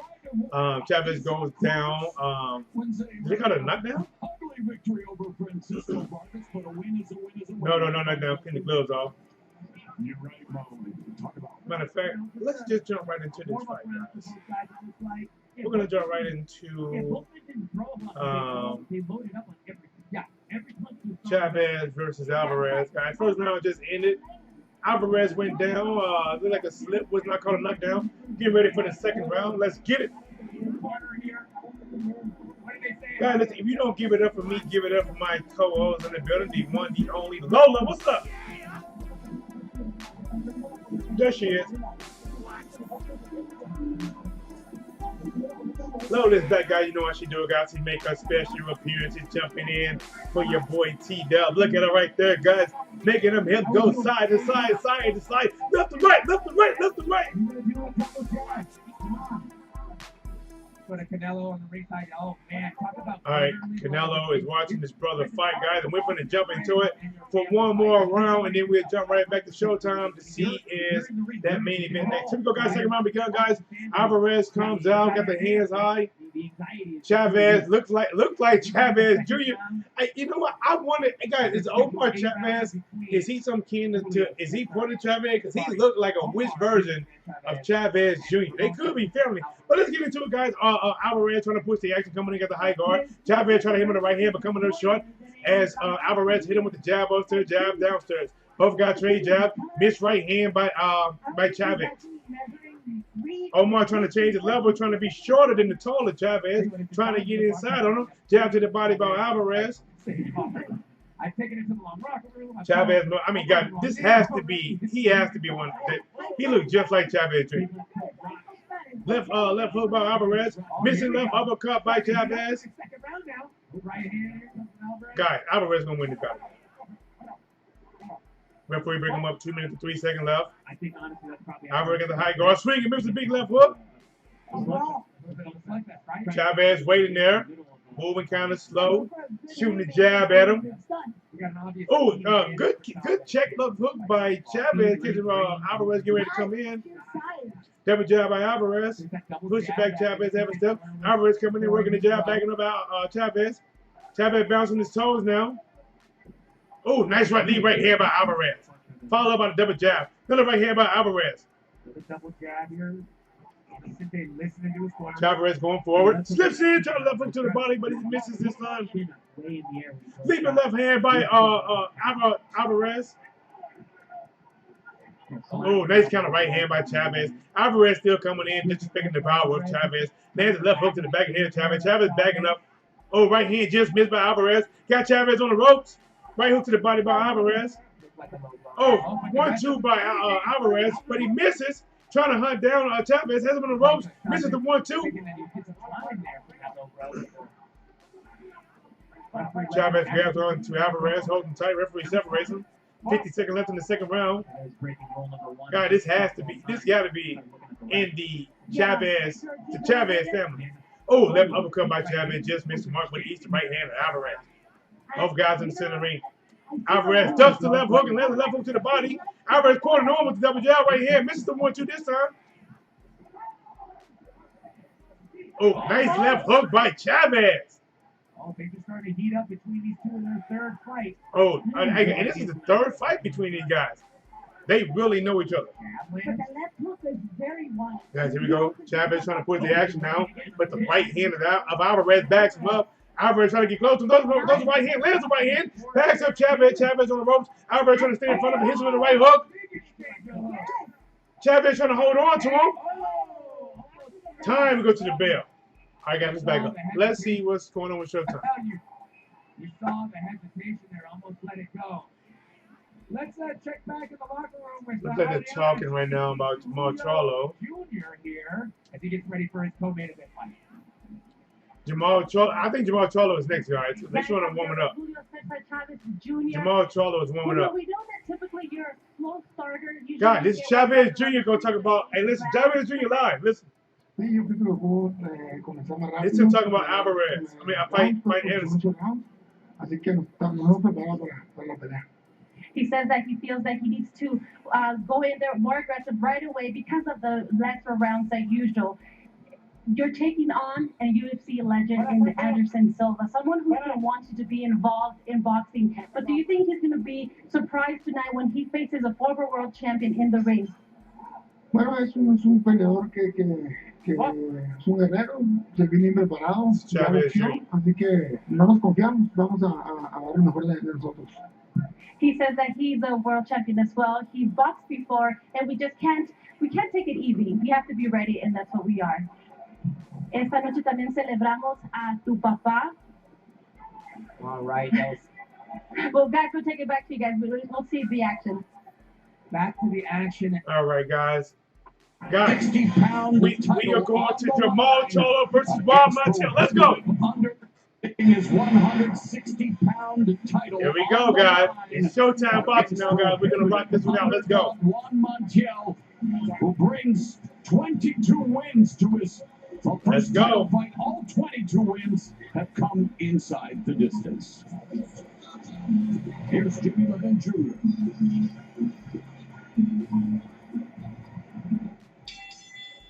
And now, ladies and gentlemen, the time has come for the featured bout of the evening. Please welcome our boxers as they make their way to the ring. First, here is the challenger and the hard-hitting WBC number 4 ranked world contender from Los Mochis, Sinaloa, Mexico, Juan Montiel.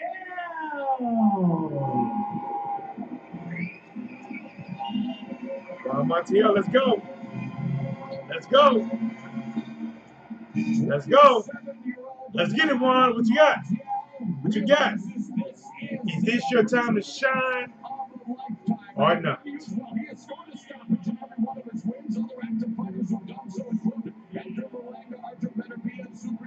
there anybody out there, guys, that believe Juan Montiel can beat Jermall Charlo? Can he upset the Texan? Or would Jermall Charlo go with many predict to win? God, this is going to be a banger, man. This is going to be a banger. Both guys are used to putting in work. I don't care the 4 losses that Juan got. Juan is used to putting in work. When all of your wins are coming by knockout, that means you are not trying to go the distance. You're trying to finish them or get finished, and he has finished fighters way more than he got finished. And now, when these fighters take on these stars, right? Because remember, these are Jermall Charlo and Jermall Charlo. These guys are stars. They're in the public eye. And a lot of times, this is when they put the best performance they can. Because if they feel, if I can beat this guy on this magnitude, with this many people watching, I can steal his spotlight. Question is, does he got the ski mask and the skills to steal it? To the lead paragraph, he knows that very few people are giving him a chance to win, and that motivates him more than anything. He said, and I quote, "I believe that I am going to record the upset. Get ready, Houston." Is he gonna do it?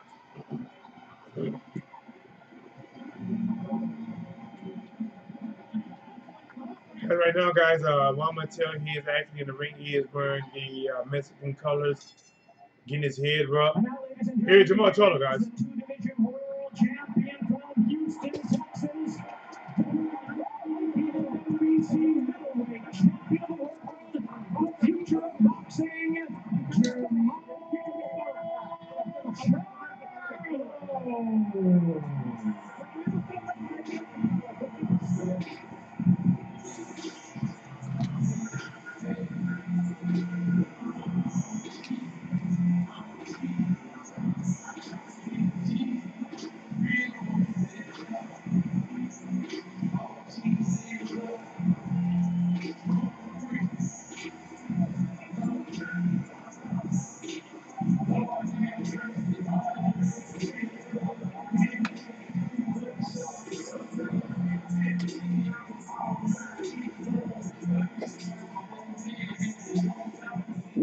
week it has been for the Charlo family, and especially the 31-year-old Jermall Charlo, a powerful teacher, and how important his family is to him.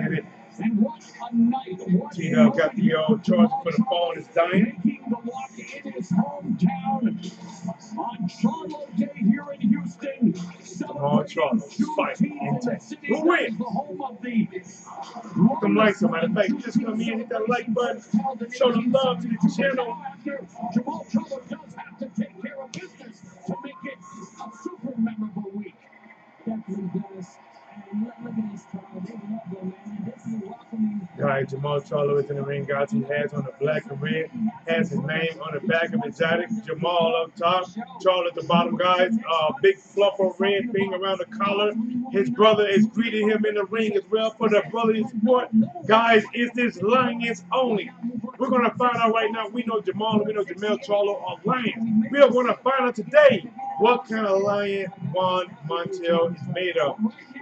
Is he enough to take over the pride of Jermall Charlo, or Jermall Charlo still strong enough to keep his pride? Part of the celebrations here tonight, Charlo actually very honest in his outlook. He says the 160-pound division is getting a little stale at this point in my career. Will this be his final fight in this weight? Wow, is Jermall Charlo talking about moving up? In, well, Hollywood fashion for again, Jermall Charlo. Look at the numbers for this fight. And, guys, right now both fighters are in the ring, guys. Guys, detail of the tape. Jermall Charlo is 31 compared to 27. Both guys are 6 feet tall. Jermall Charlo weighed 160 compared to 159.5 for Juan Montiel. The reach advantage goes to Jermall Charlo 74 to 72. There is no 3 knockdown rule. Only the referee can stop the fight. Fighters cannot be saved by the bell in any round. Fight official after 4 rounds. Before the end of round 4, it's a no decision. After the end of round 4, they go to the scorecards for a technical decision. Charlo Day in Houston. Let's get it. 17th celebration, and from the Toyota Center in H-Town, it's time for tonight's main event. And here is the one. What's up, Chris? Chris says, what channel UK? I don't know, channel, but listen, bro. Until you find it, bro, I'm going to give you that best commentating on the mankind. In the USA, it is on Showtime.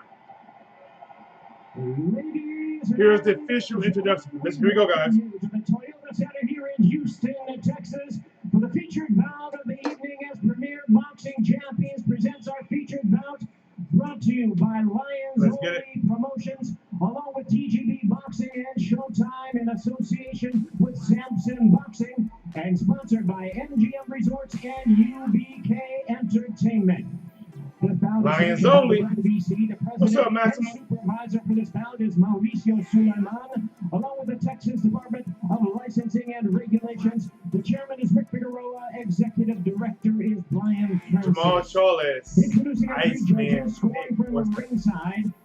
From California, Steve Morrow. From Indiana, Nathan Palmer. And from New Mexico, Chris Tayes. Introducing our third man to the ring, the referee in charge of the action, John Shorley. All right, fans, here we go. Got it. The official introduction. Listen up. Here we go. Rounds of boxing for the WBC Middleweight Championship of the World. And now, ladies and gentlemen. Hey, the outfit that Jermall Charlo have on, man, that black and red is popping, bro. It looks good. Live from Houston, Texas. What's up, Texas? Where you at, Texas? Guys, it is a packed house in Texas, man. Hey, they showed up for Jermall, man. The challenger on my left, fighting out of the red corner, wearing black trunks with white hair. Introducing Juan Montiel. 22 wins, 22 knockouts. Common sense, Charlo needs a big fight. Will he get it at middleweight, or does he have to move up? All 22 wins coming by way of knockout. Tonight, making his Showtime debut in his first attempt at a world title. Ladies and gentlemen, here's the hard-hitting WBC. Charlo needs to get slumped. Why? What? Hey, why does Charlo need to get slumped? He said, appreciate the commentary, brother. Hey, Chris Dawkins, you got a chance. Listen, bro, I'm about to get all the way into it, man. Right now, we're getting ready for the final instruction from the referee.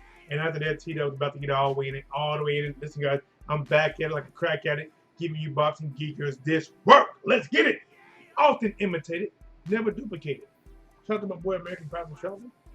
You know what I do. I make it do better yet what it does. Let's get back to it. 22 wins coming by way of knockout tonight. Middleweight, but all top fighters are in welterweight. Ladies and gentlemen, here is the two-division world champion, reigning and defending undefeated WBC. This is Jermall introduction. Duck and Andre, bro, what's good? What's Blazing Sports? And I mean, there's some big fights for Jermall Charlo at 160. There's Triple G, and there's also Demetrius Andrade. He beat Derevchenko. I don't know if we can ever count the Canelo fight. And, you know, hold on. Final introduction from the referee. Let's get it. Mr. Charlo, Mr. Montiel, Mr. Bear. Fighters for the WBC Middleweight Championship of the World. Give me a good, clean fight. Obey my commands and protect. Hey, Charlo versus Andrade. Guys, that's a good fight, man. I'm telling you, that's a good fight. 68th professional fight. I want to see Andrade versus Canelo, but that ain't gonna happen. Montiel. Here we go, guys. Let's get it. I'm ready too. Let's go.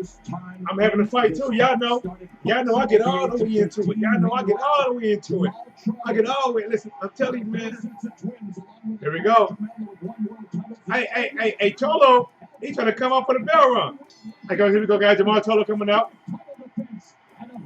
Montiel standing instead of toe. Nobody threw a shot yet. Montiel flicking the jab at him. Jab to the body by Charlo. Both guys back in the ring. Montiel got the guard up. Claps his hands. Under the jab to the body by Charlo. Montiel, he's trying to step to him. Charlo shoots a double jab at him as he pivot with it. Charlo slips the jab. Charlo trying to come forward. Montiel circling around to the left. Moving to his left. Moving to his left. Better move smartly because the right hand there. Montiel trying to shake. Montiel goes to the full guard. He's close to that corner. Charlo keeping that jab. Montiel back and forth. Bouncing. Back on the ropes now. Now he's back. Now he's bouncing again. Montiel right now is looking like he's not willing to engage that much with Charlo. Charlo trying to jab with him, but Montiel making a miss. Montiel sliding on the ropes. Now he's coming back out at Charlo. He's moving his hands like this here. He got a new guard. And as he does this, Charlo jabs into the body. Charlo comes in. Montiel just missed a short uppercut as Charlo closed the gap. Nice jab by Charlo. Montiel trying to come forward to Charlo now. Charlo, oh, big slip hook by Montiel to the body of Charlo. Both guys to the toe. Charlo, Montiel doing a lot of movement. Sweeping right hand to the body by Charlo. And he skips off two shots. Tried the right hand, but the right hand got stuck by the guard of Montiel. Montiel plans the jab. Bouncing now. Montiel is looking very unorthodox. Moving left to right. Moving left now. Charlo, you know him, staying calm, shooting the jab. Trying to cut the ring off on the more movable Montiel. 1 minute, 19 seconds in the first round. Montiel goes to the high guard. Chin guard, high guard. Back to a jab by Charlo. Charlo, he's calm, guys. He's calm. He's like this here. Cutting the ring off. Montiel is moving. Bounce, moving. On the ropes now. Jab to the body again by Charlo. Sweeping left hand by Montiel coming up short. Charlo shoots the jab at Montiel. Montiel slips the jab. Slides off to his right. Both guys in the steel now. Charlo coming in. Lands another jab to the body. Montiel was looking to counter with that right hand. Maybe something working on. He just missed the mark right now. 43 seconds left in the first round. Montiel moving to his left, moving to his right now. Moving to his left again because he feel that corner to his back. Now he's in the center of the ring. Bounces off. Bounces again. Montiel doing a lot of movement. He's on the ropes right here, guys. A lot of movement. But Charlo didn't throw a punch at him, allow him to get about 6 inches off the ropes. Now Montiel he's southpaw stance, and he's clamped the jab. Oh, right hand by Charlo. Then Montiel coming in swinging with him. Charlo left hook, Montiel double hook to the body. Montiel again left hook to the body, misses upstairs, left hook to the body by Montiel. Charlo misses the right uppercut. Big right uppercut by Charlo. Montiel is thrown back with him, left hand to the body. And I said that. Here the time. Spence versus Charlo. True, but they all ducking Bud, bro. I want to see what happens when Bud. I hope Bud has his last fight with Top Rank. Because in my opinion, Bud signed with Top Rank, and then he re-signed with Top Rank, and they have not been able to deliver Bud a big fight. Bob has said a couple times that he stopped the Pacquiao fight. Then he stopped the Pacquiao fight again because he felt he was going to lose money. They didn't make the Sean Porter fight. Listen, I really believe Top Rank is not doing Bud any just do. I would love to see Bud fight one last fight, become a free agent, and then I think he'll start being able to make some of these fights. At least I hope. Let's get ready for the next round.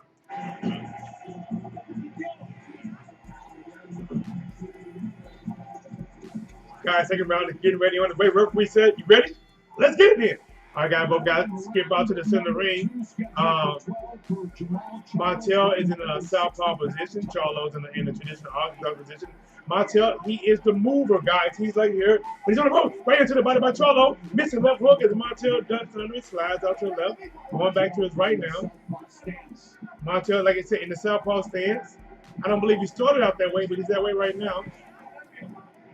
Charlo sends two hot jab missiles at him, but misses both of them. Both fighters have power punches, but it shows a little bit more on Montiel, obviously, because Montiel got the high guard. Both guys in the steel. Charlo trying to inch close to him. Montiel on the ropes. Trying to jam with it. Charlo comes in, lets the right hand. Now Montiel back to check with the jab. Bouncing, moving to the left as Charlo shoots the jab at him. Montiel moving to the left again, bounces up the hands, move back to the left again. Now into the steel, but it's back getting close to the ropes again. On the ropes again for Montiel. Charlo trying to whip the jab upstairs, downstairs. Montiel is still close to the ropes. He's off the ropes now, but he's turned back orthodox. Montiel turned orthodox. He started doing this for a quick second as Charlo backs him up with the double jab to the body. Montiel moving to his right now. Anderson moving to the left, goes to the high guard, but he's back on these ropes. He got off of him, he touched him. Now he's moving to the left again. Montiel, but he's on these ropes. He's looking to duck, looking the other way, sliding up to the right. Charlo is not cutting that ring off as good as he could, and he's not working when he can. Because Montiel's doing a lot of movement, and Charlo is not, like letting them hands go when he's on the ropes like he should, or at least try to keep him there more often. Guys, Montiel is being comfortable. Montiel is shooting the jab, playing with him like this here for a second. Now Montiel moving left, moving right, moving left, ducking and everything, doing everything he did. Montiel is shadow boxing. He's doing warm-up training, moving left, moving right, on the ropes now. Charlo's got him in the corner. Montiel come out the corner, halfway in the ropes. Now back close to the corner. Moving to his left now. These ropes now. Hot jab by Charlo. Didn't quite get through the guard. Montiel is looking confident. Drops his hands. Trying to lead the left hook on Charlo, but it hits the glove. Lead right hand by Charlo coming up short.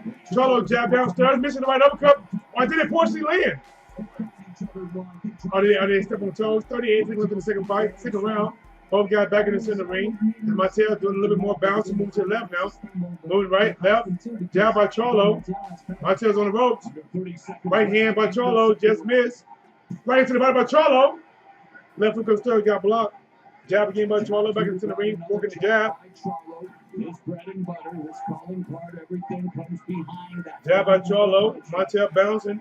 Double jab by Charlo, got Montiel on the ropes. Now he slides off the ropes right here. Over here, close to this corner now, Montiel is. In the corner. Sweeping, trying to come out the corner with something heavy. Left hook by Charlo with the bell. And then Montiel throws his hands up like I won. Guys, in my opinion, it is 2 rounds for Jermall Charlo to nothing. And it had to do with something after he was kind of talking about Charlo. All right, guys, let me go. Okay, this comment says Smith versus Charlo.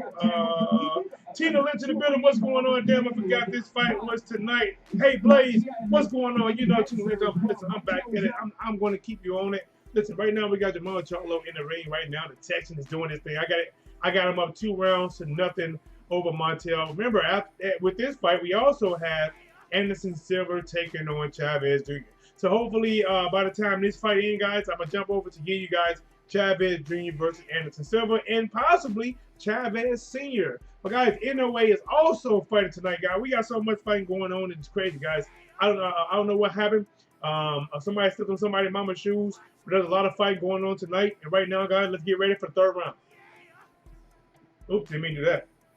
Just with one punch with a puncher. You know, you commit with one, you mix all right. I clicked out of it. I'm back in it, guys. Here we go. Third round, we go on 2 minutes and 51 seconds, guys. Jermall Charlo has him in each corner right here. Jermall Charlo misses the right hook. Montiel hasn't got the corner yet. He's doing a lot of slipping, a lot of playing around with Jermall Charlo, man. And there's no place to fool. You better eat it.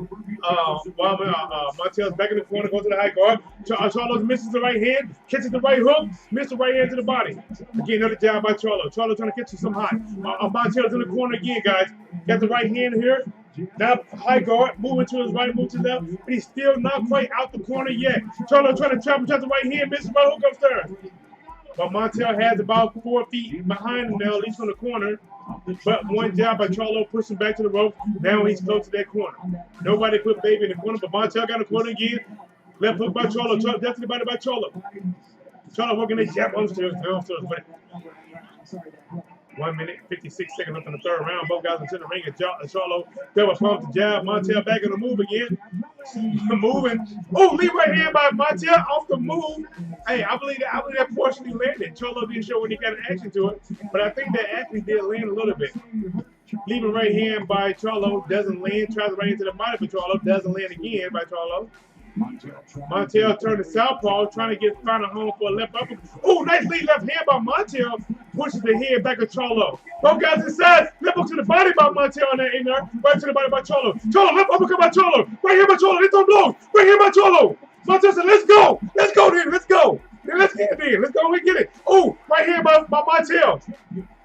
Let's get it then. Let's get it. Let's go. I'm with it. Let's get it. I messed my sound up. Come on. I think you guys can hear me. Okay, I can't hear myself no more. Okay, guys. Hey, 58, 1-2 by Charlo. Hits the guard of Montiel. Montiel come forward. Keeping left hook by Montiel. By Charlo. I can't hear what I do. I can't hear myself no more. What I do? Hope you guys can hear me. 45 seconds left in the third round. Montiel is coming forward against Charlo. Oh, right uppercut by Charlo. Catching Montiel coming in, swinging hard with the right hand and missing. Charlo coming to jab, trying to stay calm and cool, calm, collected. Oh, big 1-2 by Charlo, setting up the jab. But Montiel is coming forward. Big left hook to the body by Charlo. Deep right hand by Montiel, then go to the body by Montiel. All right, they are fighting 1-2 by Charlo, but it's Montiel who comes in, takes one to the body. Charlo slips over and gives him one to the body as well. Montiel is pushing forward Charlo. Charlo jab, right uppercut. Montiel, big right hand by Montiel. Charlo's backing up. Montiel trying to come forward on Charlo. 3 seconds, 2 seconds, 1, time. God, what did I do myself? Dang it, man, I know what I did. Can you guys hear me? Yo, okay. Dang it. Oh, you know what I know what I did. I know what I did.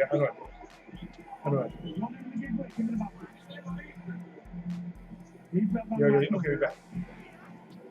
Woo! Guys, listen, man. That was some action right there, guys. That was some action right there, man. That was a good round. Damn, actually, Montiel blocked that left into the body. He countered with a strong right uppercut. Now they're showing the right hand of Charlo, then lands a left hook, then misses the uppercut, then lands a right hand on Montiel. And Montiel doesn't go anywhere, but claps his hand like, let's go. All right, then, hey, if we're going to do this big drama show, let's do it. Now they show Montiel taking a left hook to the body, misses the left uppercut against Charlo. Let's go then. Hey, let's go in and get it. Let's go. I'm ready. You ready? Let's go. Here we go, guys. Fourth round begun, guys. Charlo versus Montiel. Oh, that was a hell of a third round. Both guys back in the center ring. Montiel trying to move forward on Charlo. We don't see it too often. Lead left hand by Montiel out the southpaw position. Charlo standing there, pumping that jab. Left foot by Charlo gets blocked by Montiel. Charlo double jab right hand, but it doesn't land. Montiel does a little shake and bake. Montiel trying to go to the high guard, lead left hand against Charlo, but he misses. Left hook to the body by Charlo. Jab by Charlo. Well, Montiel is the one coming forward, but Charlo landed the shot with the jab again. Right hand by Charlo. Montiel's still coming forward. God, he's going to have to knock him out. The Montiel's not backing up no more. Right to the body by Charlo. Right hand, left hook by Charlo upstairs. But Montiel is still going forward. And then the left hand on Charlo. Left hook to the uppercut. A hook to the body on Charlo. Charlo come back, misses the right hook. Montiel trying to lead left hand to get Charlo again. Charlo bags up, working the jab, trying to keep that space, working the jab again, but Montiel is trying to push forward. He is trying to push forward.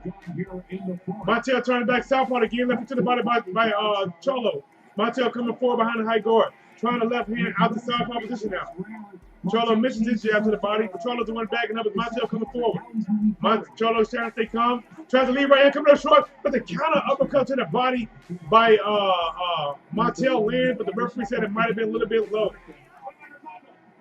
1 minute, 31 seconds left in the fourth round. Montiel moves, goes to the high guard. Charlo shoots the jab at him, right hook to the body by Charlo. Backs up as Montiel coming forward. Again.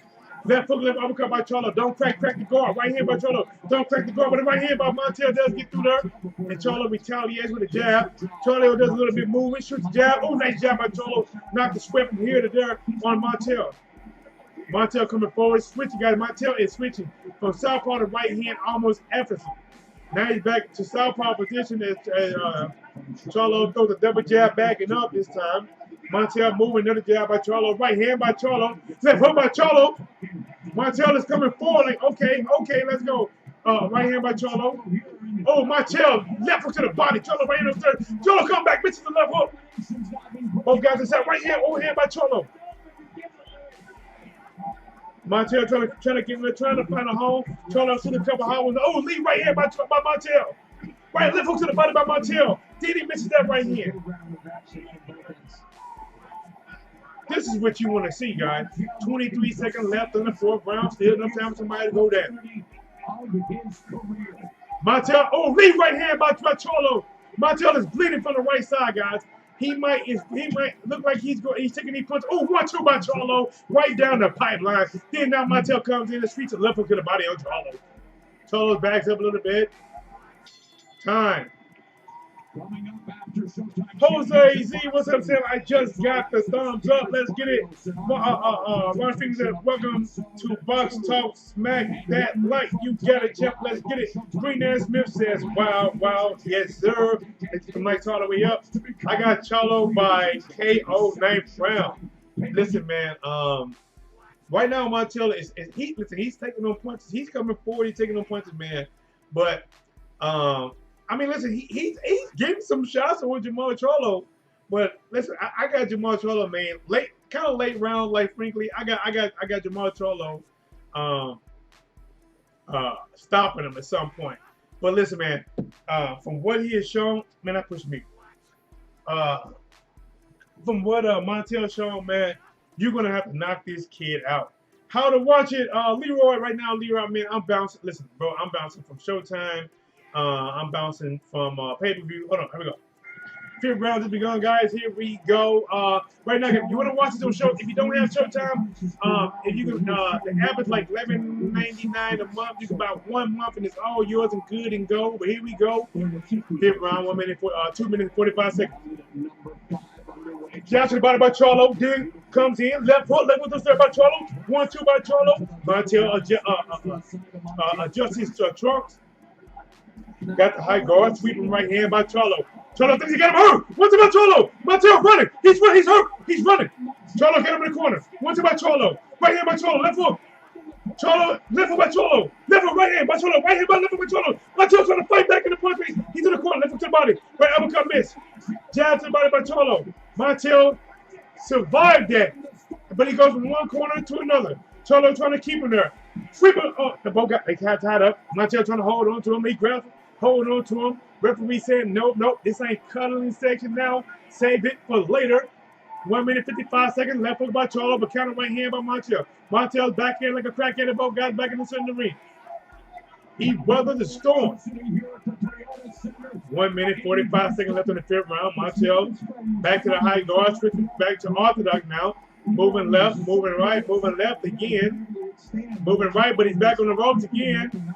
Right hand, left hook by Charlo, but it doesn't get through clean. Montiel goes to the high guard, back now, hands down, high guard, hands down. Switching every now and then, but he's on the ropes now. Charlo trying to keep him there. Montiel sliding, they're trying to board it. Fifth round, 1 minute, 17 seconds, left hook to the body by Charlo. Charlo throws a 1-2-3-1. Didn't get through the guard. A 1-2-3-1 is a jab, right hand, left hook. I think a jab again. I got right now under 1 minute left in the 5th round. Montiel trying to come up the road. Charlo lead left hand slide out, didn't land. Charlo does a 1-2-1 again, don't land. Oh, big left hook to the body. I was talking about Charlo. Right hand by Charlo, but it doesn't get through this time. Both guys are center ring. Montiel shoots a jab at him from the southpaw position. Montiel trying to walk in, but Charlo trying to throw hot lead at him. It's not getting through, but he let Montiel know if you drop your guard, I swear to God, your chin is mine. 30 seconds left. No, leave it left hook by Charlo. Lead left hand, lead right hand by Montiel coming up short. Charlo back to looking at jab. Throws a 1-2. Left hook comes by Charlo. Charlo moving. Montiel comes in, touches the right hand to the body, misses left uppercut. 12 seconds left in this round. He does go to clap for the 10 seconds. 1-2 by Charlo, but he hits the guard. Jab to the body by Charlo. Lead left hand by Montiel lands. Time. Lost one. What's up, Champ? Lost one says good fight so far. Hey, listen, man, it's a pretty good fight. The first 2 rounds, I think Montiel kind of gave to Charlo a lot of movement. That 3rd round started heating up. A lot of good banging between Montiel and Charlo. I think Charlo got the best of him. 4th round, I think I still gave it to Charlo as well. Charlo right now, Charlo is probably up on all scorecards. I think he edged every round so far. This round he actually had Montiel hurt. He was actually hurt in this round, but Montiel was able to weather the storm to come back to make this round into a boxing match. They finished on the replay right now to see what happened. Oh, it was a right hook that was landed by Jermall Charlo. Montiel went to the high guard. Jermall Charlo threw a right hook, and guys, the guard, it got some kind of way in between the guard and hit him right in his forehead, and that's what the shot that actually buzzed Montiel for a quick second. But let's get back in. What's up, Chris? What's up, champ? Hey, guys, look at them likes up, guys. We need that 35 likes. All right, guys. 6th round begun, guys. I got Jermall Charlo up 5 rounds to 0. Guys, here we go. Left foot by Charlo. Montiel trying to walk him down. Lead left hand by Montiel. He's just trying to go to the high guard and walk to Charlo. Throws a left hook. Charlo does under it. Charlo comes in with the counter right uppercut. Left hook to the bottom of Montiel. Both guys close. Charlo pushes off of him. Charlo trying to jab, shoot the right hook, but he's not getting to it again. Left hook by Charlo. He's hurt. 1-2. Montiel's hurt. One left, right, left, right. Left by Charlo. Montiel goes and he goes to the rope now. He's trying to throw a left hook back. Right hand by Charlo. He's on the ropes again. Montiel said, come on, get it. Montiel goes to the corner. Left hook by Charlo. Montiel trying to fight out of it. Charlo trying to keep it right hand by Charlo. Right here to the bottom by Charlo, but this time Montiel made a move and missed a little bit. Now Montiel's out the corner, sliding low the ropes, back to this corner now. Right hand by Charlo. Montiel's still in that line. He's out, not out the woods yet. 6th round, 1 minute and 50 seconds. And Charlo unloads on him. Left hook right hook right to the body by Charlo. Keeping him in the corner right here. Double right hand by Charlo. He's still in the corner. Montiel adjusting his trunk like, oh shit, I'm in for it now. Jab by Charlo. Now Montiel slides out. Charlo trying to hit him with the 1-2, pushes him back in the corner. Montiel swats at him a little bit. Montiel in the southpaw trying to swat at him. Right hand by Charlo again. Gets through the mark. Montiel still in the corner. Left hook to the body. Missed the uppercut by Charlo. Right hand slides through. But Montiel still there. In the corner. Now he's in the corner moving. 1-2 by Charlo misses. And Montiel like he's back, guys. He's like, I'm back. He go back. Oh, again. He makes a miss. Now Charlo got to make in the corner. There's 2 right hooks. Misses the 3rd right hook. And Montiel walks out the corner and walks into Charlo and trying to throw uppercuts against Charlo. Lands the left hook on Charlo. Guys, what's he playing possum? What the hell? Guys, oh man, Montiel right eye is swollen up, guys. Left hook by Charlo. Left hand to the body by Montiel as he's walking to Charlo. Left hook to the body. Both got through hooks to the body and land. Jab by Charlo. 40 seconds into the 6th round. Montiel is now back pushing forward. Left foot to the body by Montiel, leaning against Charlo. Sharp right hand inside by Charlo. Charlo taking half a step back to get distance. Montiel trying to catch him. Charlo catches him with an overhand right, but Charlo full to the body, left foot upstairs, and Montiel is walking through it. Right hand by Charlo. Next to Montiel for a moment. Montiel's coming back again. Guys, Montiel, he got a warrior heart, sure. 13 seconds left in the 6th round. Montiel trying to get in there. Hands down. Charlo to Montiel. Lands the left hook to the body. Charlo, 1, 2, backs up Montiel. Time. Woo! God, look at the light. Hey, we gotta get 30 likes, man. Hey, we gotta get 30 likes. Let's get them likes up, guys. Let's get them likes up. Let's get them likes up. Jeez. Jeez, guys. Let's get them likes up, man. Listen to you guys. Get them likes up, guys. 30 likes. Let's get 5 more likes real quick. Let's get 5 more likes. Let's get them likes up. This is Montiel corner to keep your hands up, counter punch Charlo. Now they're showing the replay. Charlo hit him with a right hook. Montiel falls into him. Left hook by Charlo. That right hand got hit the shoulder, didn't get in clean. Oh, they countered left hook by Charlo was deadly. Alright guys, here we go. Last one, like it. Blazing is a good guy. You know him, and I'm trying, bro. Here we go, guys. 7 rounds. Back at it. Color in the middle. What's up, Delano? He said, Montiel didn't start social distance himself with Charlo at this point.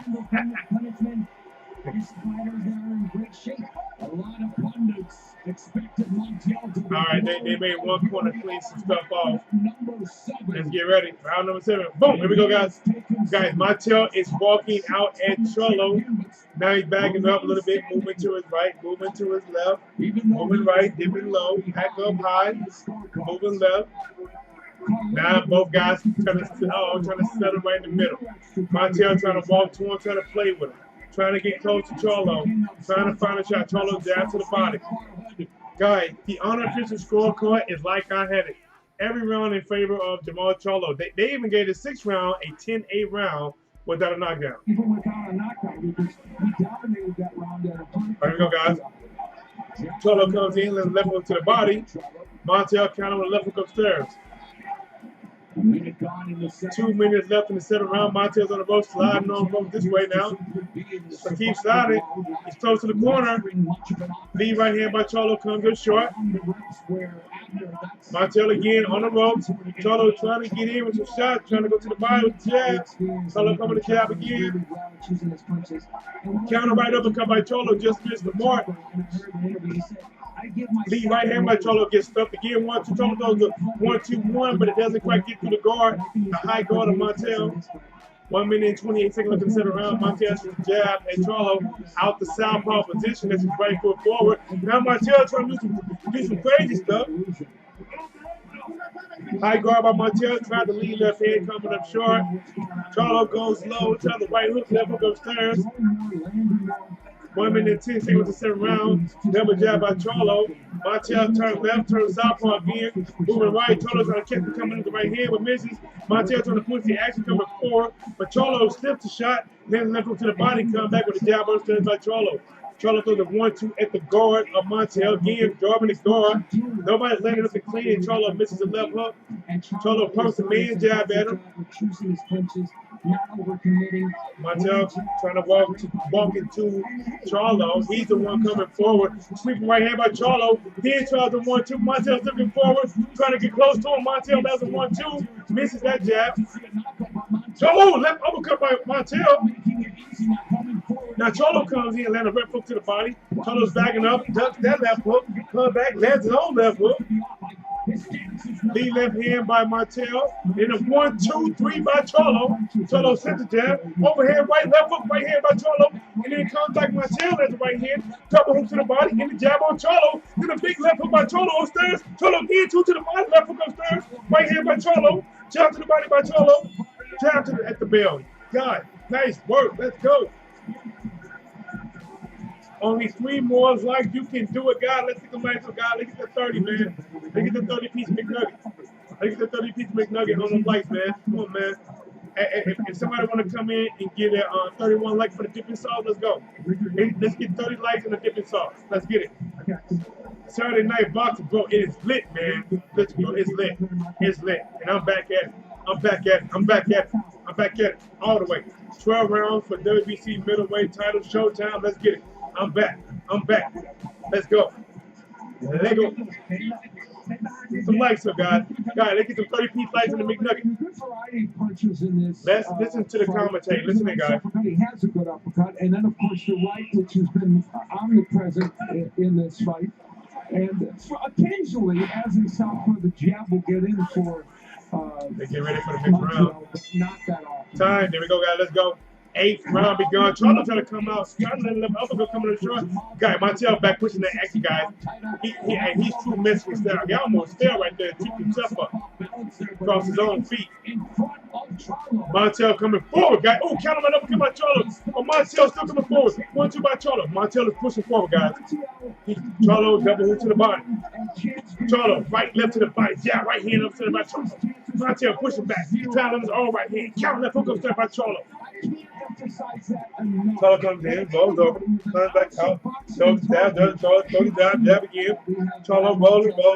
Montiel trying to catch him with an uppercut, just missed. Charlo moving out to his left. Oh, nice hook by Montiel, catching Charlo, trying to go low. Counter right uppercut by Charlo again, off the jab by Montiel. Charlo's really trying to get that uppercut in, but he's just coming up short. Montiel is pushing forward, throwing shots, trying to win this fight more on heart and guts right now. Charlo right hand to the body, left hook upstairs, gets blocked by Montiel. Charlo's bagging up, have a high guard, bagging up, trying to 1-2, don't get through. Montiel pushing forward, lands the jab on Charlo. Oh, nice right hand by Montiel, because Charlo slipped or something. Montiel coming in, both guys head to head. Oh, right hand by Charlo, getting head to head. Charlo coming in with 2 of them things. Montiel is working his own left uppercut. And left hook to the body. Big right hand to the body by Charlo. Left uppercut by Montiel. Right hook by Montiel. Hold down Charlo's head. Charlo's pop loose now. Charlo slips the right uppercut. Comes back. And then the left lands. Left hook up there by Charlo. Charlo slipping. Backing up. Jab. Serve. Down. Up. Down. Slipping the shot by Charlo. Lands the right hook upstairs. Oh, counter left hook by. They right here now, guys. They right here now. Charlo backs up. Goes to jab. Charlo slipping and rolling. Montiel pushing forward. Montiel trying to get through. Charlo trying to left hook the right hook. Montiel. Here's a. Oh, here's Charlo. Did he get buzzed? Guys, right here by Montiel. Did Charlo get buzzed? 47 seconds to 8th round. Right into the body by Charlo. Charlo bagging up. 1-2 by Charlo. 40 seconds in this round. Montiel double hook to the body. Charlo's bagging up. Charlo trying to do his own left hook upstairs. Montiel misses the overhand right. Montiel pushing forward. Lands the left hand on Charlo. Both guys toe to toe. God, I think that bonds Charlo now. Okay, he bouncing a bit, slips the jab, pumping the jab to the left hook by Charlo. Charlo misses the right hook as Montiel coming in. Both guys get a little physical for a minute. Referee separate them. 10 seconds to 8th round. Ooh, big left hook to the body by Montiel, guys. Big one. Charlo come back. Go right, left. Time. Woo! Jeez, guys.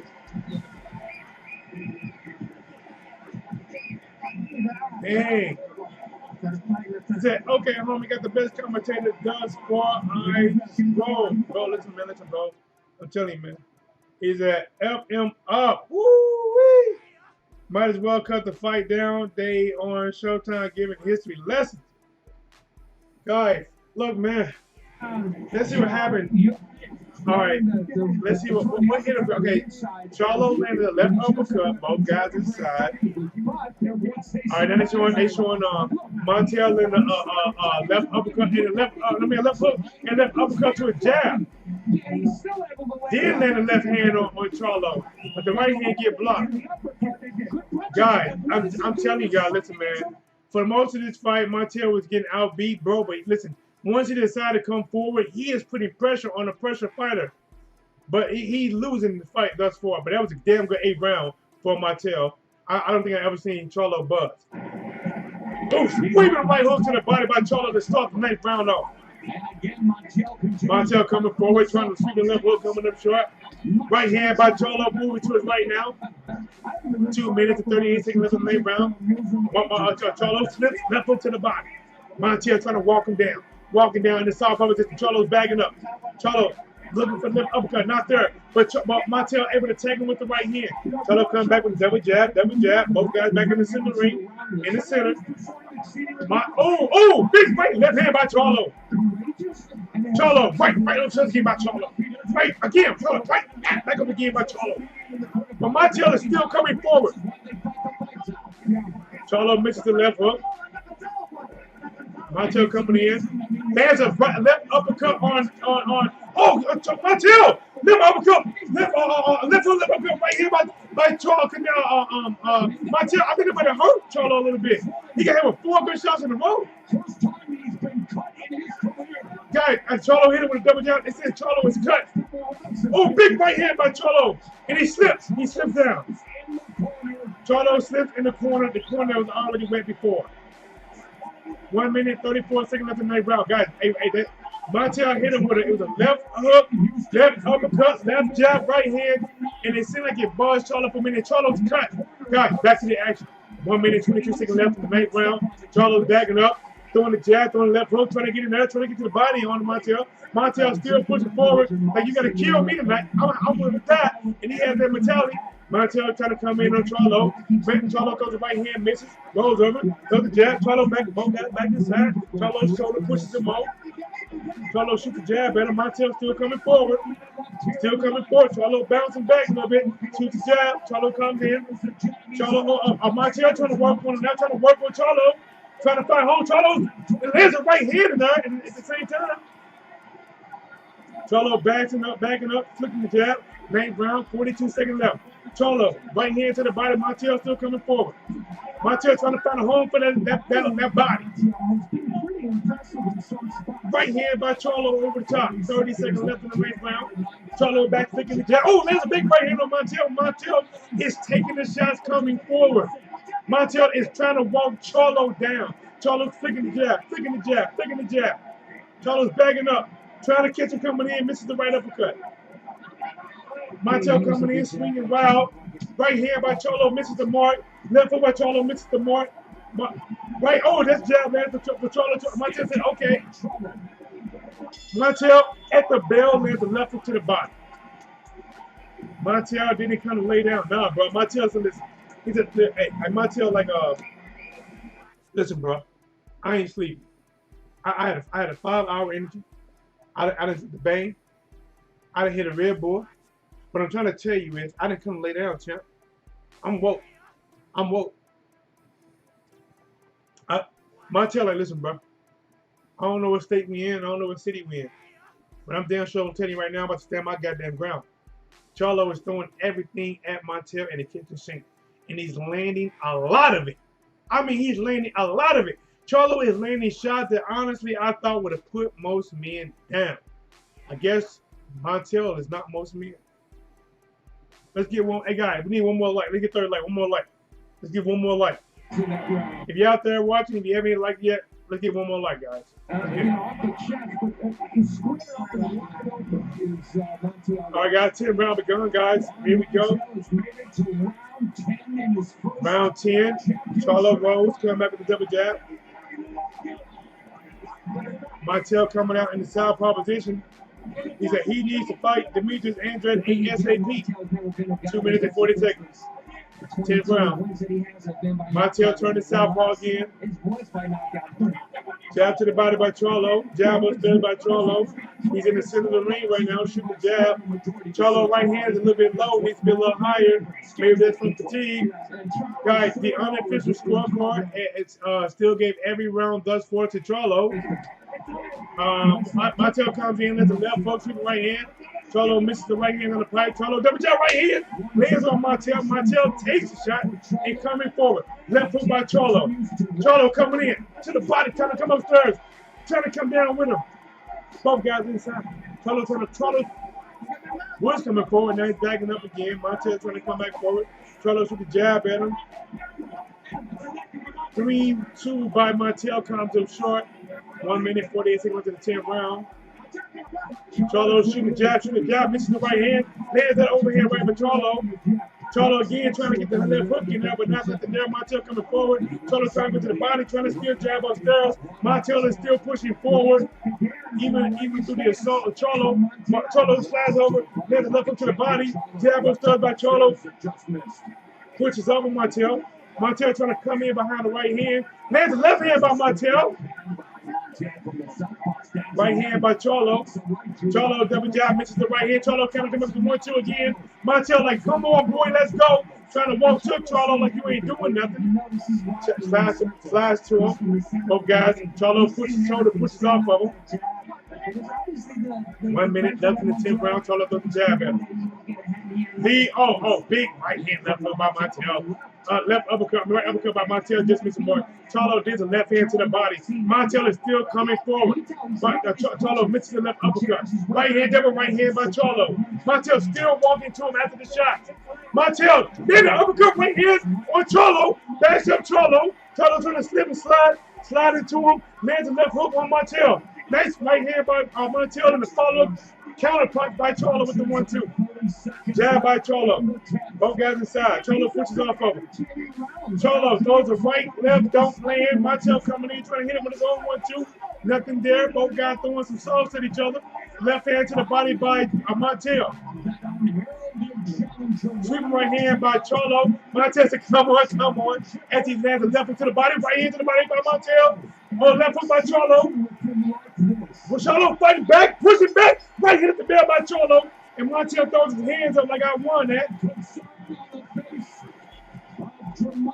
Andre said he might be back for Charlo. Hey, let's see it, Jeff. I want to see it. There we go, guys. We got some 30 likes. Let's get it, guys. 30-piece McNugget with some salt on the side. Let's go. But you know, guys, let's get it. You know we need an order of fries, guys. You got to get 35 to get 30-piece McNugget with an order of fries. Oh, my boy in the building.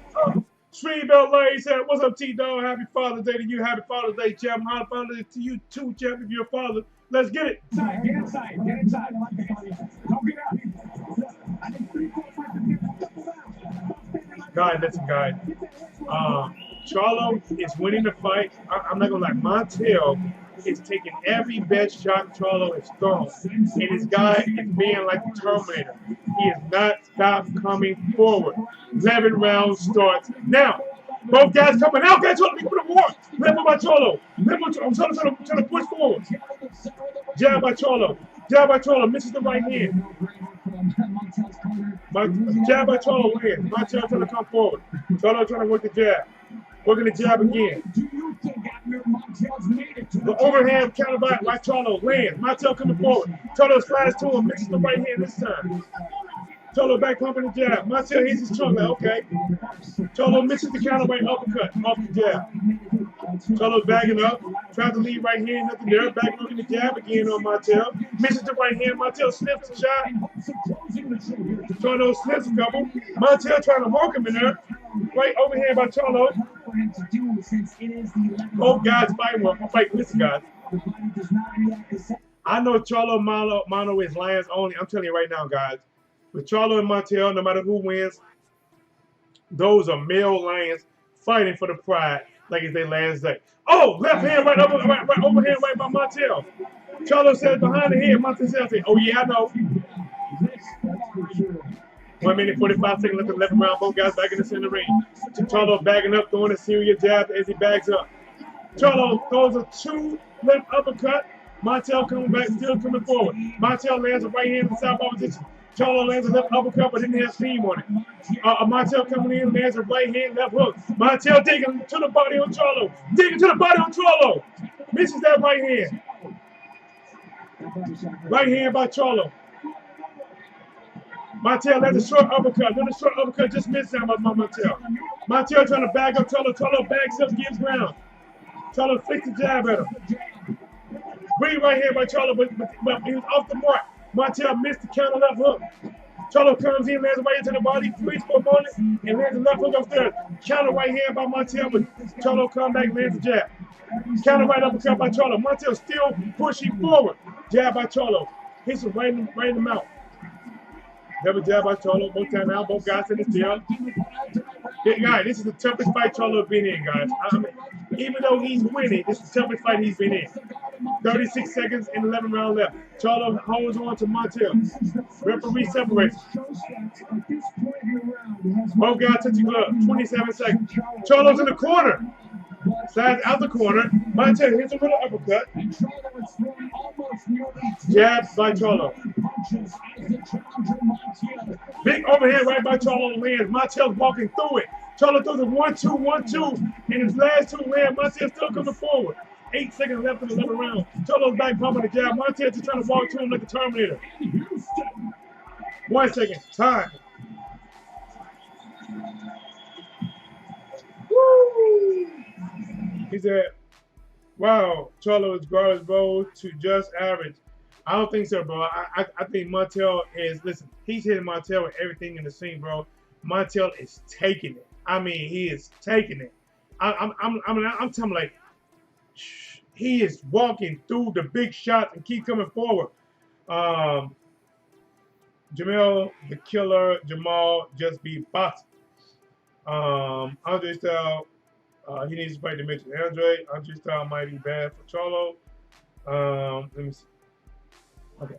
When he throws that left with conviction, he can get 35-piece big nugget. There we go. 35-piece big nugget. We ain't got no salt on the side, though. That's cool. We a few more likely to get some salt on the side. That 35-piece big nugget hit right, don't it? On the Saturday night, the 35-piece nugget hit right. Guys, Jermall Charlo right eye is swollen. First time I seen it. The final round, guys. Here we go, guys.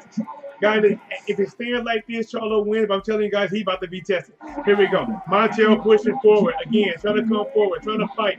Charlo backing up, using the jab, backing up, backing up, backing up. Montiel coming forward. Montiel trying to get some shots in, nothing clean. Charlo fires a 1-2 back at him. Montiel trying to hunt him down like he got a bounty on his head.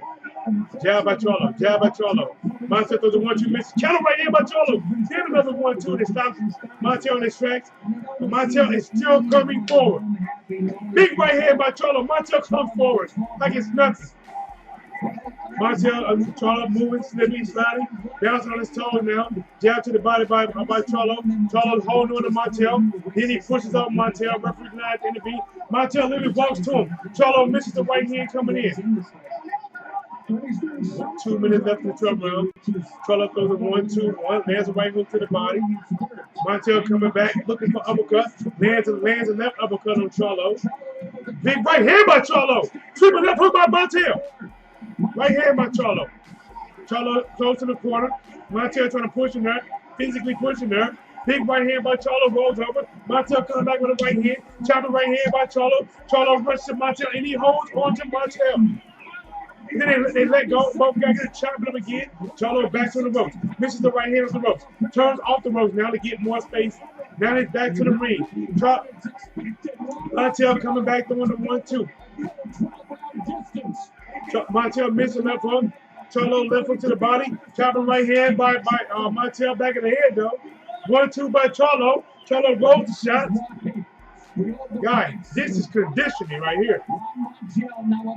Montiel mixes left uppercut. Left hook by Charlo. Backs up. Montiel pushing forward. Under 1 minute left in the final round. This is the war, guys. 1-2 by Charlo. Left hook to the body by Montiel. Left uppercut by Montiel. Left hook by Charlo misses. Charlo. Right hand. Montiel. 1-2 to the on Charlo. Right hand by Montiel. Counter right hand by Charlo. Jab by Charlo. 33 seconds. Charlo backing up. This is the right hand. Left hook right hand by Charlo. Montiel coming through it. Charlo lets his own left hand. Both guys inside. Montiel trying to sauce him up with the right hand. Charlo bounces for a minute. Backs up. Throws the right hand. 18 seconds left in the 12th round. Charlo now moving to his left. Tries the left hook coming up short. Left hook to the body by Charlo coming up short. Right hand just missed the mark. 1-2 by Charlo as he bounces off the ropes. Back to the corner, Charlo with 4 seconds left. Time. We're going to the bell. Freestyle, my phone about to die. Shout out to Whatsblazing. You know, just let's get it. This is the guy some people say Canelo is ducky. Wow. Nobody expected this one to go the distance. Guys, listen, man. Let's listen in. He proved that he has as much heart as anyone. Guys, while they're doing it, I'm just going to back out for a bit, and we're going to see what's going on. Guys, listen. Listen, guys. I know Charlo won. Is it okay if I jump to Anderson Silva versus Chavez Jr.? Charlo won, guys. Let's go to Anderson Silva versus Chavez. That's happening right now, okay? Let's go. Here we go, guys.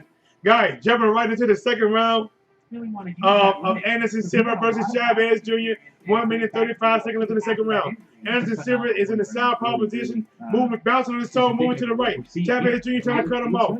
Silva moving left, right, close to the rope. Silva trying to jab to the body of Chavez Jr. Right hook by Silva misses. Both guys back in the center ring. You don't see it as often. Both guys waiting. Silva's not looking too bad with his movement right here as we jumping into the second round. Jab by Chavez. For an MMA guy, which generally you don't see. Silva coming in. Silva Charlo Jr. 1-2. Right to the bottom by Silva. Chavez in the corner, but Chavez. Right uppercut by Silva misses the mark. Back to Chavez. Chavez trying to come close to him, but he eats a jab from Silva. Silva close to the rope, but Silva moves and lands a right hand on Chavez. Again, Silva about. Hey guys, Silva's actually not moving too bad, guys. Silva moving, on the ropes, dipping. Junior waiting on him, A lot of waiting. Junior threw the jab at him and misses. Silva's looking. A lot of looking here. Silva comes off the road, trying to left hook jab, but coming up short. Both guys back in the center of the ring. Silva is a tough cookie to catch. Lead right hand by Chavez, push Silva to the corner. Right, left hook by Silva by Chavez. Silva has a hold on to him. 19 seconds left in the second round. Very surprised at how good Silva looks. 15 seconds left, both guys still tied up. 13 seconds, referee finally separate them. 10 seconds left in this round. Warning there, break it up. Listen to my instructions. Jab by Silva, but he misses. Move the left with the right hand by. All right, guys. I'm going to go to. Was a very important weapon. Seeing that we heard the decision on the Showtime very fight. Important weapon. And finally, Charlo was able he to says, get the job done. Your cash app is not clear. It's Whatsblazing. WHATSBLAZING. It should be me in a Cardinals hat. Impressive, and let me see. You know, that more than anything else jumps out at you for those numbers. Plus, he was a little busier than he normally is, throwing 769 punches. All right, guys. Right now, looks like they're still waiting to announce a winner. All right, time to get the official. All right, let's get the winner. Once again, is Jimmy Lennon Jr. They said it's not. Ladies and gentlemen, after 12 rounds of action, the judges are in agreement. Here are the score totals. Judge at ringside, Nathan Palmer scores about 118 to 109. Steve Morrow sees it 119 to 109. And Chris Tejas scores about 120 to 108. All three in favor of the winner. Jermall. And still, Jermall Charlo. All right, guys, let's get back over to Anderson Silva real quick. All right, guys. Here. Because this fight is actually happening. Here we go. Yeah. Back into the third round, guys, of Anderson Silva versus Chavez Jr. Silva's a southpaw. Chavez has the other fighter. Silva's on a lot of moves. Chavez, get him on the ropes. There's a right hand, left to the body, left to the third by Chavez. Silva trying to push out now. Putting pressure on Junior. Hit him with the 1-2. Both guys tied up for a minute, but we got to separate him. Chavez's defense is actually pretty tight. All right, guys. Anderson Silva's in the center of the ring. Both guys waiting. Silva's bouncing now, moving to his right. Moving to his right. He's keeping that head movement so he's not a stationary target. And I'm going to revert to what Marco said. I don't think Junior has the tool. Yeah, very talented. All right, there we go. I don't know why this does not come through. In the beginning of the okay, listen. fight asking me about shout out. I was thinking it's going to be that guy. You know, I don't know if it's my girl or not. EPI Real Estate. EPI Real Estate coming in, guys, putting that one log on the fire to keep the blaze burning in the cash shop. Let's go. I mean, he's been under the bright lights. All right, guys, here we go. Third round. 1 minute 11 seconds. Silva in there slipping, trying to lead hook, left hand on the pipe, missing. Silva trying to come in, misses the right uppercut. Why are you still fighting? Why do you still do this? He said, you know, Chavez Jr. trying to come in, Silva trying to keep back the jab.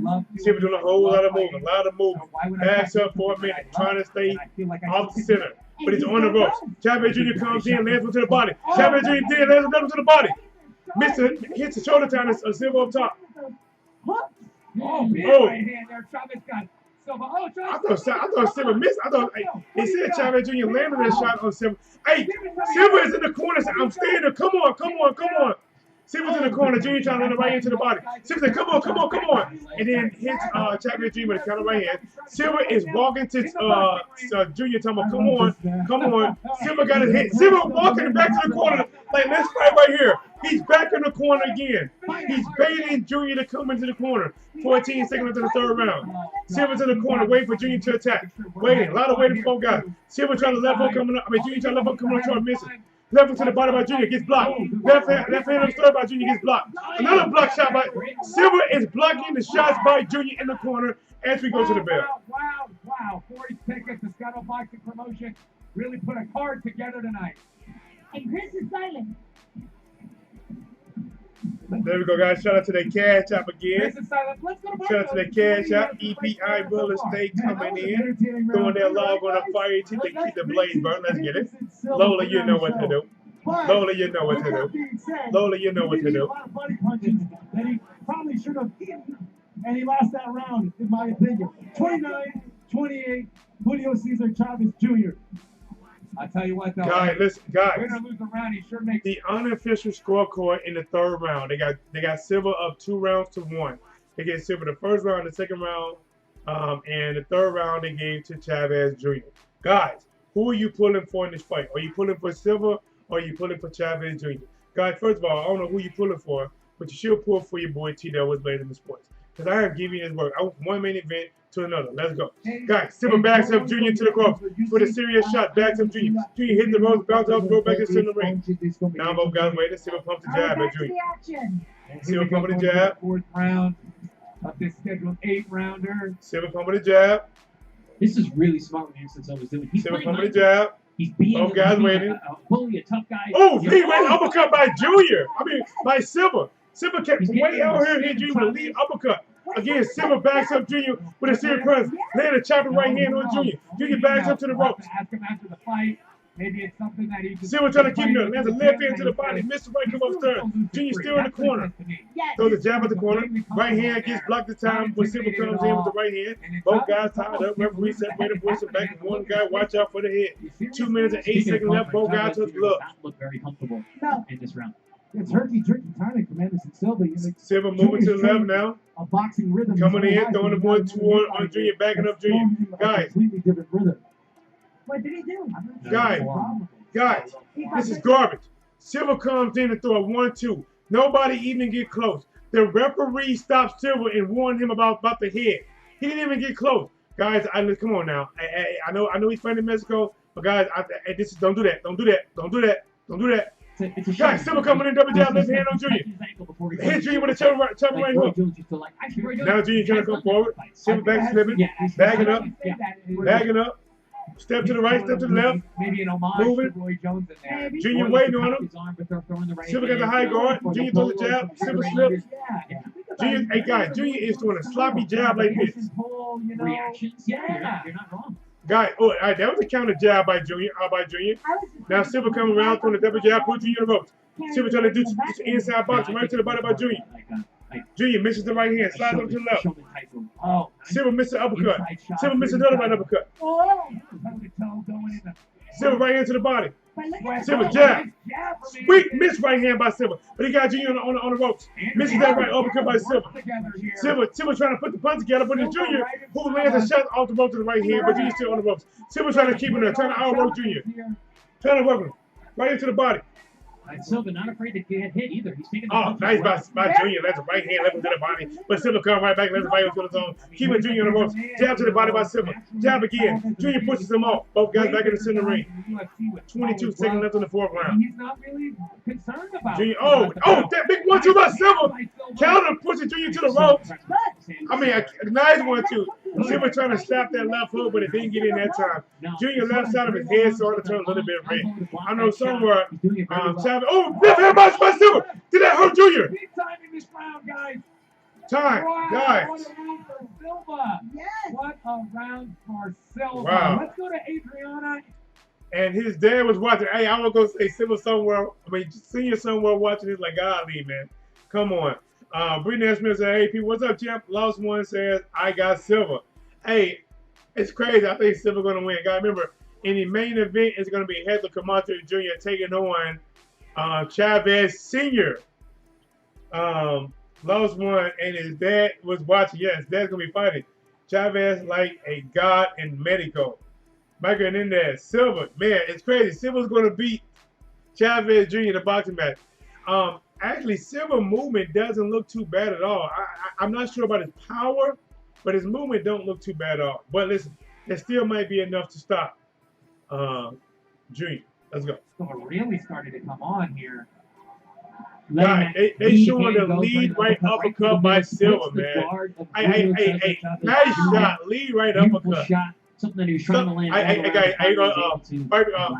Fifth round begun, guys. Silva back up, G's in the rope with a series of punches.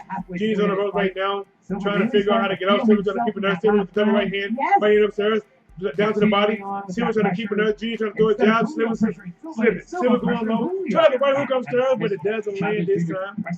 Silva hits some feints with him. Silva moving. Silva coming in with the 1-2. Not too much right there. You know, looking at the ref. I was just going to tell you, and we saw the same exact. Silva now backing up on his toes a little bit. Both guys doing some waiting right now. Silva pumps the jab, Nothing there. Sloppy jab by Junior. Focus on the man in front of you. The way Anderson Silva. Both guys are waiting. Junior does a little bit of roll. Waiting. Silva steps over, one step to the right. Stepping again to the right.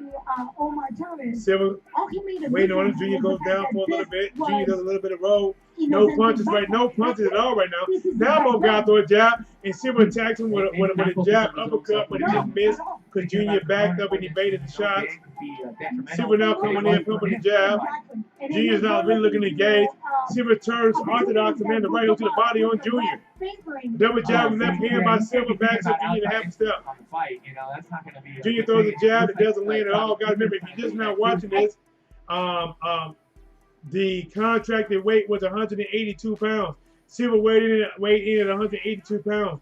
Junior weighed in at 184 and a half, now 184.2. And off the scale, he owes Anderson Silva $100,000 for not making weight. Back to the fifth round. 1 minute and 13 seconds left in the fifth round. Junior throws a jab at Silva. Silva jabs back and Junior lands. Both guys waiting, kind of a slow fight here. Silva coming in, flurry punches, lands a right hook on Junior. Junior throws a stiff arm jab. Junior trying to come forward. Silva backs him up with a 1-2-1. Backs up Junior. Junior backing up. Silva misses the right uppercut. Come back with the right hook. Silva hit him with the double jab. Junior's not fighting back. Talk about ring generation. Silva pumps the jab. Silva misses the 1-2. And now Junior talking about he getting hit in the back of the head or something. I didn't see it. Listen, the thing about boxing. Double jab by Silva, backs up Junior, jab by Silva. Guys, Silva's going to stop Junior. This is crazy. I believe he is. Silva hits him with a 1-2, left uppercut, right hook. Junior coming forward. Silva bouncing on his toes. Look at the old Mike Tyson guy. Now he moves to the left. Lands a jab on Junior. Junior trying to come forward. Silva looking for him. Misses the right uppercut. 10 seconds left. Sweeping right hand to the chest by Junior. Junior coming forward. Misses the left hook. Silva grabs on to him. Time. Silva doing a good job of baiting the big. Guys, Micah in there says Chavez Jr. quitters. MX, let's go, Silva. Yes. Chavez Sr. is probably watching this fight. 4-2-3. 4-2-3. I cannot take the fight, take the call right now until after the Chavez Jr. fight. 4-2-3. You call. I can take your call again after this Chavez Jr. versus Anderson Silva fight. And you see Silva pinning Chavez Jr. along the ropes, lands that nice right hand right through the middle of Chavez's guard. And you see that straight right hand partially blocked by Anderson Silva. Right now you hear the commentating in between rounds and telling sliding what they out. saw. Silva using that upper body rhythm and movement to throw punches. All right, guys, remember right now we are currently doing Chavez Jr. versus Anderson Silva. 6 round McGonagall, guys, right now. Both guys come out into the ring. It is Silva using the double jab. Left hand backing up. Junior got Junior on the ropes. Left hook to the body by Silva. Silva trying to push the action now on Junior. Trying to come in. Using the jab. Trying to catch him with the left uppercut, but he just missed. Otherworldly in the Junior got his hands down right now. He's bringing it to the boxing ring and he's looking for Bow down, hands down, trying to come forward on Silva. Silva looks like he is more conditioned than Junior. Oh, Junior lands a big right hand, but killer right hand by Silva. Backs up Junior. I mean, that jab is going in on cue. Jab by Junior, counter jab by Silva. Left hand, backs up Junior to the ropes. Right uppercut by Silva. No, he's giving up on the Left uppercut by Silva. Junior still on the ropes, guys. Still on the ropes. Silva trying to keep him there. Big right hand off the rope by Junior, but he missed the mark. Counter right hand by Silva. Silva using his jab, trying to keep Junior on the ropes. Keeping it. Right hand by Silva. Both guys inside. Junior takes the left hand. Both guys hit the head. Junior did never left hook to the body by Junior. Junior slides over. Lands a touch right hand right here. Sliding back over right here by Junior. Junior lands right into the body. Silva trying to get the uppercuts in. Misses the uppercut. Lands that left uppercut. Chopping right here in the back of the head by Junior lands. Silva backs up after that shot. Back in the center ring. Silva flicks the jab at Junior. Flicks another jab at Junior. He's weaving the web here to catch Chavez. It's a tricky shot. Both guys in the center ring right now, guys. He's got how to approach it. Believe it or not, Silva looks like the better of the boxers out of the two. Out of Junior and Silva, Silva looks like the better of the boxers. 6 round, 1 minute, 10 seconds. Both guys is moving around. Nobody's really attacking right now. Silva throws the jab. Junior slips the jab. Again, Silva throws an up jab. It'll come from short. Junior misses. Counter jab by Junior that time. Silva charged in with a 1-2-1. Push Junior on the ropes again. Yeah. Started well. Both guys waiting. Let it go. Waiting. Junior throws the jab off the ropes, come up short, and Silva slipped it. Both guys waiting. Remember, guys, Junior is a orthodox. Silva the southpaw, and Silva throws a flurry of punches. Push Junior to the rope to the corner. When you have two good fighters. Jab by Junior coming up short. Up jab by Silva, misses again. But he lands the 2 backs up Junior. Hit Junior with the right hook. Junior bounces on the rope, turns back to the center of the ring. Junior got his hands low now, looking at Silva, trying to figure out. Silva trying to charge in, trying to get a left hand to the body of Junior. Junior looking in, stepping forward now, looking at Silva, moving forward. 10 seconds left. Junior trying to slide to him. Triple right hand by Junior doesn't hit the mark. That right hand by Junior just missed again. Just missed the mark. Time. Had a very good change. Another good round for Silva. Let's take it to Crystal and the guys up in the GSS studio. I didn't expect Silva going in like true legend. Man. He said Chavez Sr. is probably watching this fight with his eyes closed. Good job. Hey, taking his pace, doing at 35, like what they say. But you know, Junior needs to throw more punches. He needs to hold they said Junior needs to throw more punches. Throw his pace in boxing, more combination, make Silva going back. Right now, Silva is the guy who has the patience. He has the guy who has Silva is beating Junior in a boxing match. Silva is outboxing Junior. Well, we're going to get back into the action. Claudia, back to you guys. Thank you, Crystal. In reality, I think we're all highly impressed with what Silva is giving us tonight. I can imagine at 42 That's crazy. his rhythm throughout. Silva is looking fresh, guys. He's up. Hey, guys, Junior's face is bruised up, man. All right, guys, both guys back in the center ring. 7 round begun, guys. Silva coming out doing his movement again.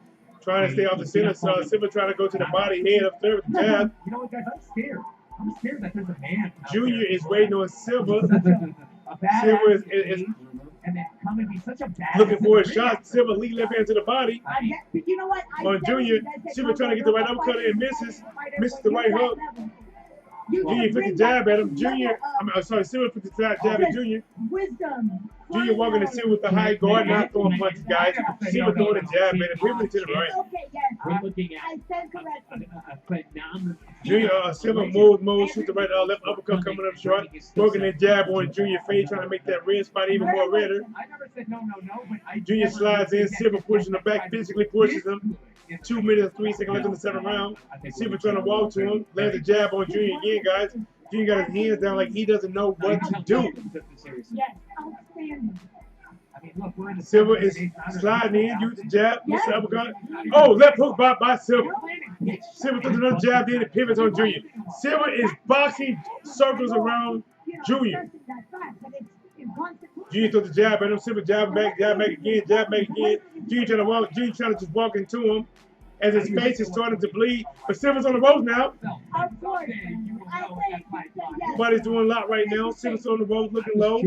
Junior digs the left hook to the body on Silva. Silva comes out, throws the left hand, throws the 1-2 at Junior, hit with the right uppercut. Left uppercut by Silva.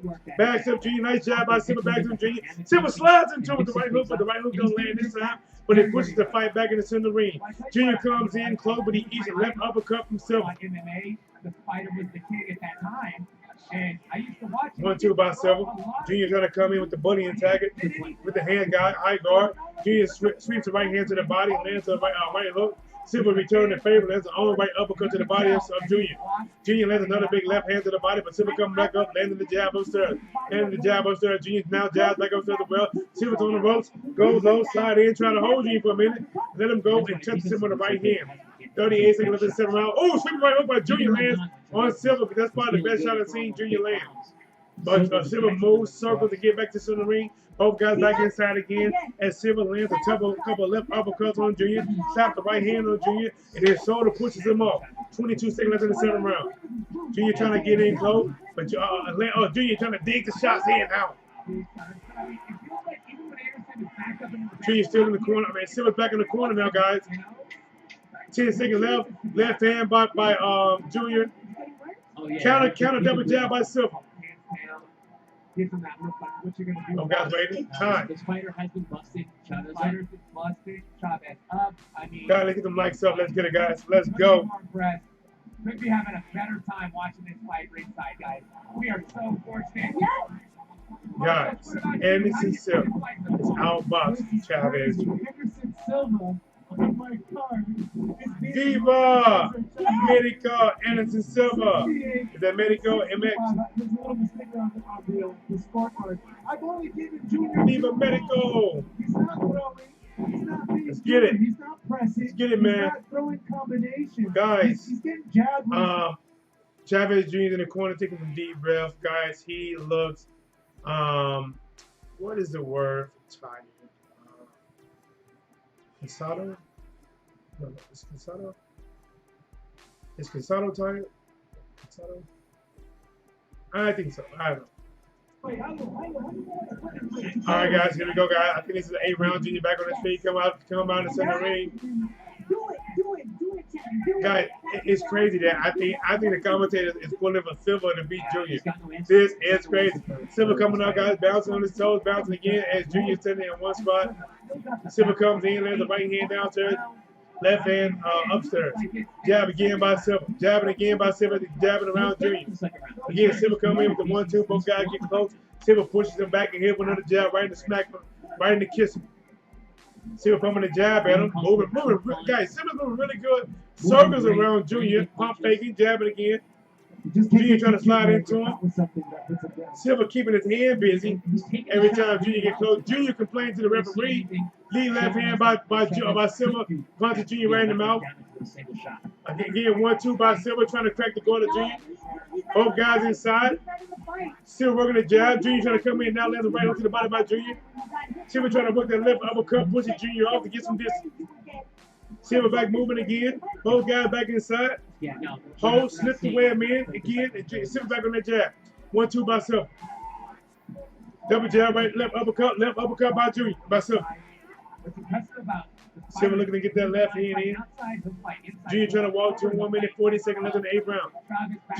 Junior comes in, right hand misses, and left hook to the body. Again, the right hand, it's a dummy shot by Junior, and he lands the left hook again to the body of Silva. Silva backs up on the ropes, trying to come off the ropes with a sleeping left hook, but this time Junior blocks the guard. Junior put up the high guard, and he's trying to walk into Silva. What's the referee doing? Not sure what that is. What's the referee doing? Oh, they are looking at the cut of Junior. Junior said, I'm okay, I'm okay. All right, here we go, guys. They stopped the middle of the round. 1-2 by Silva so they can look at Junior cut. Right hand by Junior coming up short. Silva trying to catch him coming in with the left uppercut. Junior just walking into him. Silva, Junior coming in. Right, left, right upstairs by Junior. Silva with a donkey punch down on Junior. Junior trying to put the aggression on him now. Got the high guard. Trying to put that pressure. And he lands a right hook on Silva. Both guys inside. Silva looking for the left uppercut. Silva trying to fly with the 1-2 on Junior. Backs up now. Junior trying to come in with the high guard. Trying to smother the punches of Silva. Silva backing away, trying to keep the distance. Right uppercut by Junior, by Silva, and he back to the book and that jab again. Good jab, landed good shots, not getting hit too much. 1-2 by Silva this time, misses the mark, misses the right hand. Junior trying to come in with the right hand. Now a lot of clean shots here, guys.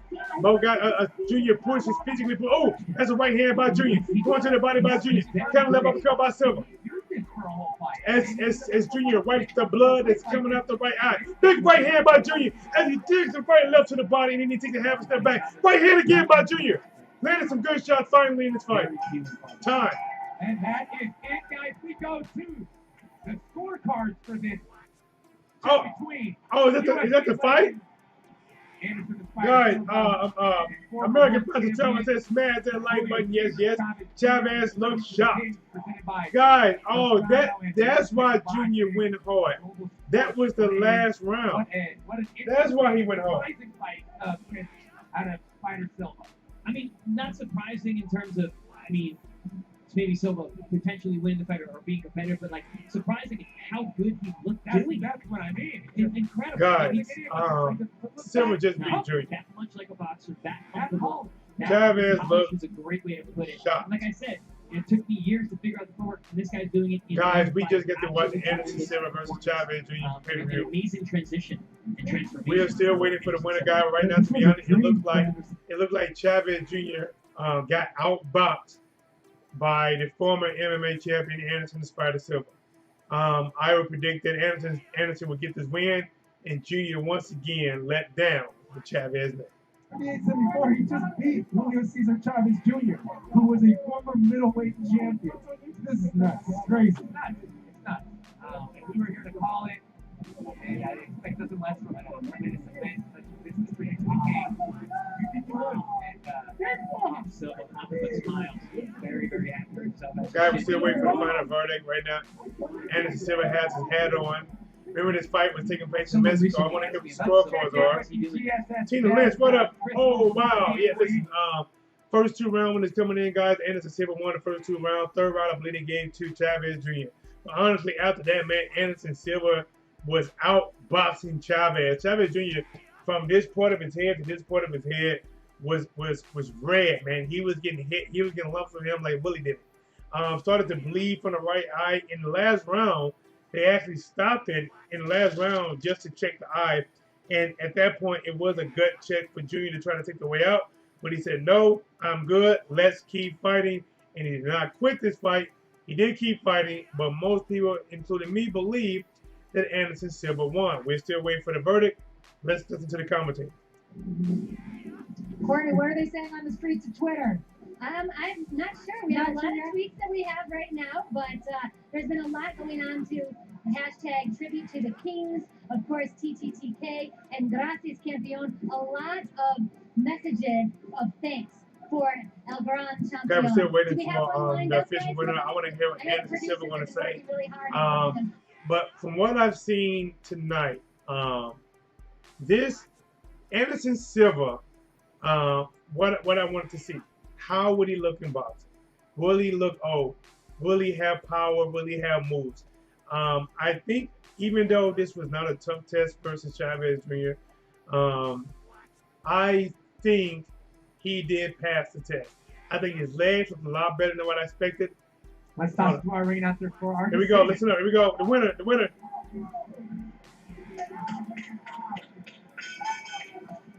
Silva just after 8 rounds of boxing, we now go to the judges' scorecards. Después de 10 rounds de combate, nos vamos con las tarjetas de los jueces. Silva dusted, old boy. El juez, Judge Roberto Rodríguez, he scored at 77 to 75, 77 a 75. En favor of Chavez. What?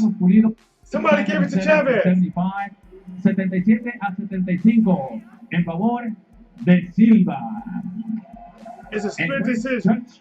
One of them gave it to Chavez. Wow. 77 to 75. For your winner by the way of split decision, su ganador por la vía de la decisión dividida.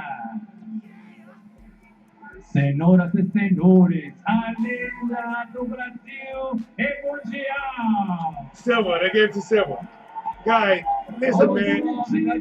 Guy, they tried to rob Silva. They tried to rob him, man. They tried to give it to Junior just to make it close. Holy smoke. Guy, listen, man. This was even a close fight, man. Junior didn't even trying to fight this fight. I think he tried to come on the last 30 seconds a little bit. But listen, he didn't try to win this fight. Silva honestly could have easily, you could have almost scored almost every round with Silva. Maybe there was one that was, he probably did pretty good. Guys, they try to take this from Silva. I want to see what he says in the interview. As right now they're holding Silva up. His team is celebrating. He ventured to boxing. He got the win, and listen. I mean, they took Silva to their home turf, man. It is hard to win a home turf fight. Silva's he's not American, and he's not Mexican. Canelo is talking to Silva. Let's listen. Silva. We can't hear him. Canelo, instead of going to Junior and talking about him, Canelo is going to Silva. Canelo respects Silva more than he respects Junior, in my opinion. Canelo looks impressed. How cool is that? Canelo seems impressed as well as he respects Silva. They tried to rob Silva, yeah. Okay, listen, but to me, right now they are showing Canelo is talking to Anderson Silva, still talking to him. We can't hear it, but they're still talking to him. But it shows you that Canelo, out of all of them, is showing respect to Silva. I mean, like crazy. I wish I could understand. And Silva is, being humble and acknowledging to Canelo. Listen, Canelo know what's up. Let's go ahead and you're gonna interview, man. Talk to Claudia as she is interviewing Chavez Jr. Chavez Jr. interview. Here we go, Chavez Jr. That was a split decision. Not the best day at the office. What do you think? How do you think you fell short? No fue tu mejor día en la oficina. Una decisión dividida. ¿Por qué crees que quedaste corto? Bueno, creo que me quedé corto en tirar golpes. Lo dejé hacer su pelea. En ocasiones me arrimó a las cuerdas. Hizo su trabajo, pero pienso que la pelea no la ganó. Para mucho de un empate. Para bien de su este. Let's start with the fact that he thinks it could have been a draw. He failed to throw more punches. He really didn't do that much damage. There were a couple of rounds that could have gone back and forth, but it wasn't up for a draw. We've always talked about your conditioning.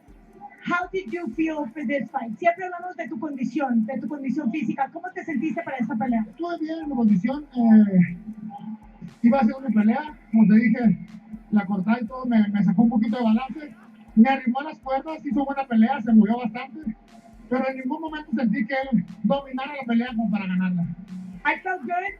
I felt that he wanted to control the fight. He wanted me to fall into his fight. He took me to the ropes. But I don't think he ever hurt me. I really don't think he did enough to take this fight. Many times we wonder what's next for Julio César Chavez Jr. We always wonder when you're going to come back and what's going to happen. What is next for you? Siempre preguntamos, ¿qué sigue para Junior? Siempre nos preguntamos cuándo vas a regresar. ¿Qué sigue y para cuándo? Bueno, yo estoy para pelear con quien sea, como te he dicho. Peleé 8 rounds con él, puedo volver a pelear. O depende de lo que venga, no estoy listo. Me voy preparando en mi quinta pelea en 15 meses. Voy evolucionando, como te digo, no pienso que me haya ganado, pero la pelea fue muy para ganar. He says the fight was very close. He's willing to face anybody. This is his 5th fight in 15 months. His conditioning is getting up to par. He's developing and progressing, so he's ready to come back anytime. Thank you very much, Julio. Mil gracias. 5 fights in 15 months, that's pretty good, but how did he miss weight?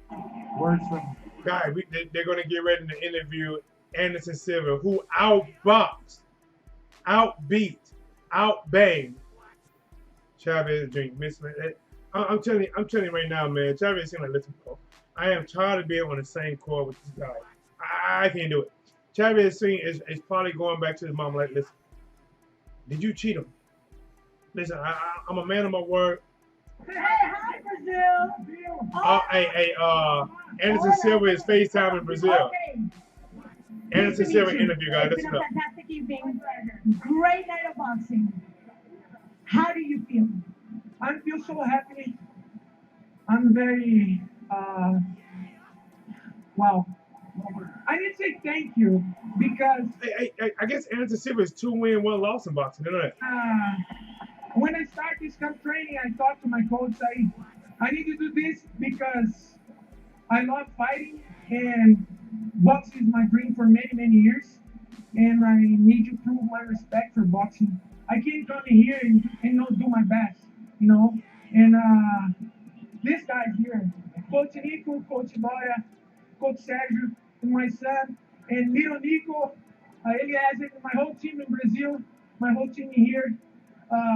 My master, Minotauro, Zoom TV, thank you so much. Brazil, my dad here today. My whole team. Great way to celebrate Father's Day with your son and your father. So this is a historical moment. Not only that, but this is a tribute to the Kings for one of the greatest Mexican fighters ever, Julio Cesar Chavez. So how much does that add to this victory? Wow. First of all, I respect the whole people here. The whole Mexican people is very special people. And it gives me a big hug. I need to say thank you so much for these people. And here we go. For all fighters here in Mexico, these amazing fighters. And I need to say thank you for the opportunity to come in here in Mexico again and show my job and show my respect for people here in boxing. We have a lot of respect for you and everything you've done. But you just exchanged words with the best pound for pound, the face of boxing, talking to Canelo. Another product of La Perla Tapatía, Saúl Canelo Alvarez. I need to know what he said to you. Wow. First of all, I'm a big fan for Canelo for long, long years. I follow your career. You know, I love boxing. And Canelo is a very gentle man and is very respectful and showed me why he's the champion and come to talk to me and give me salute for me, for my team. I'm so happy, and I don't believe it. Canelo come talk to me. Hey, you know, I'm so happy. We're happy to see you. You've shown best work ethic, outstanding physical training. Mandatory question: will you continue in boxing? When do we see you back? All right, guys. We see you back. Looks like that. Shots being That's loud. That is loud, guys. World champion, number 3 pound for pound fighter That is in the loud. world. That's the high guard enticing right there. All right, guys. I'm gonna let you guys listen to Anderson Silva. This is gonna be my last one of broadcasting. And all right, guys. We're gonna wrap at least this video up, guys. Thank you guys for joining in. Remember, guys, there is still boxing going on right now on this main court right here. Chavez Sr. is going to fight. Also, as Game On stated, the Monster Bro, he said Monster anyway is fighting right now, guys. I believe he's in the 3rd round.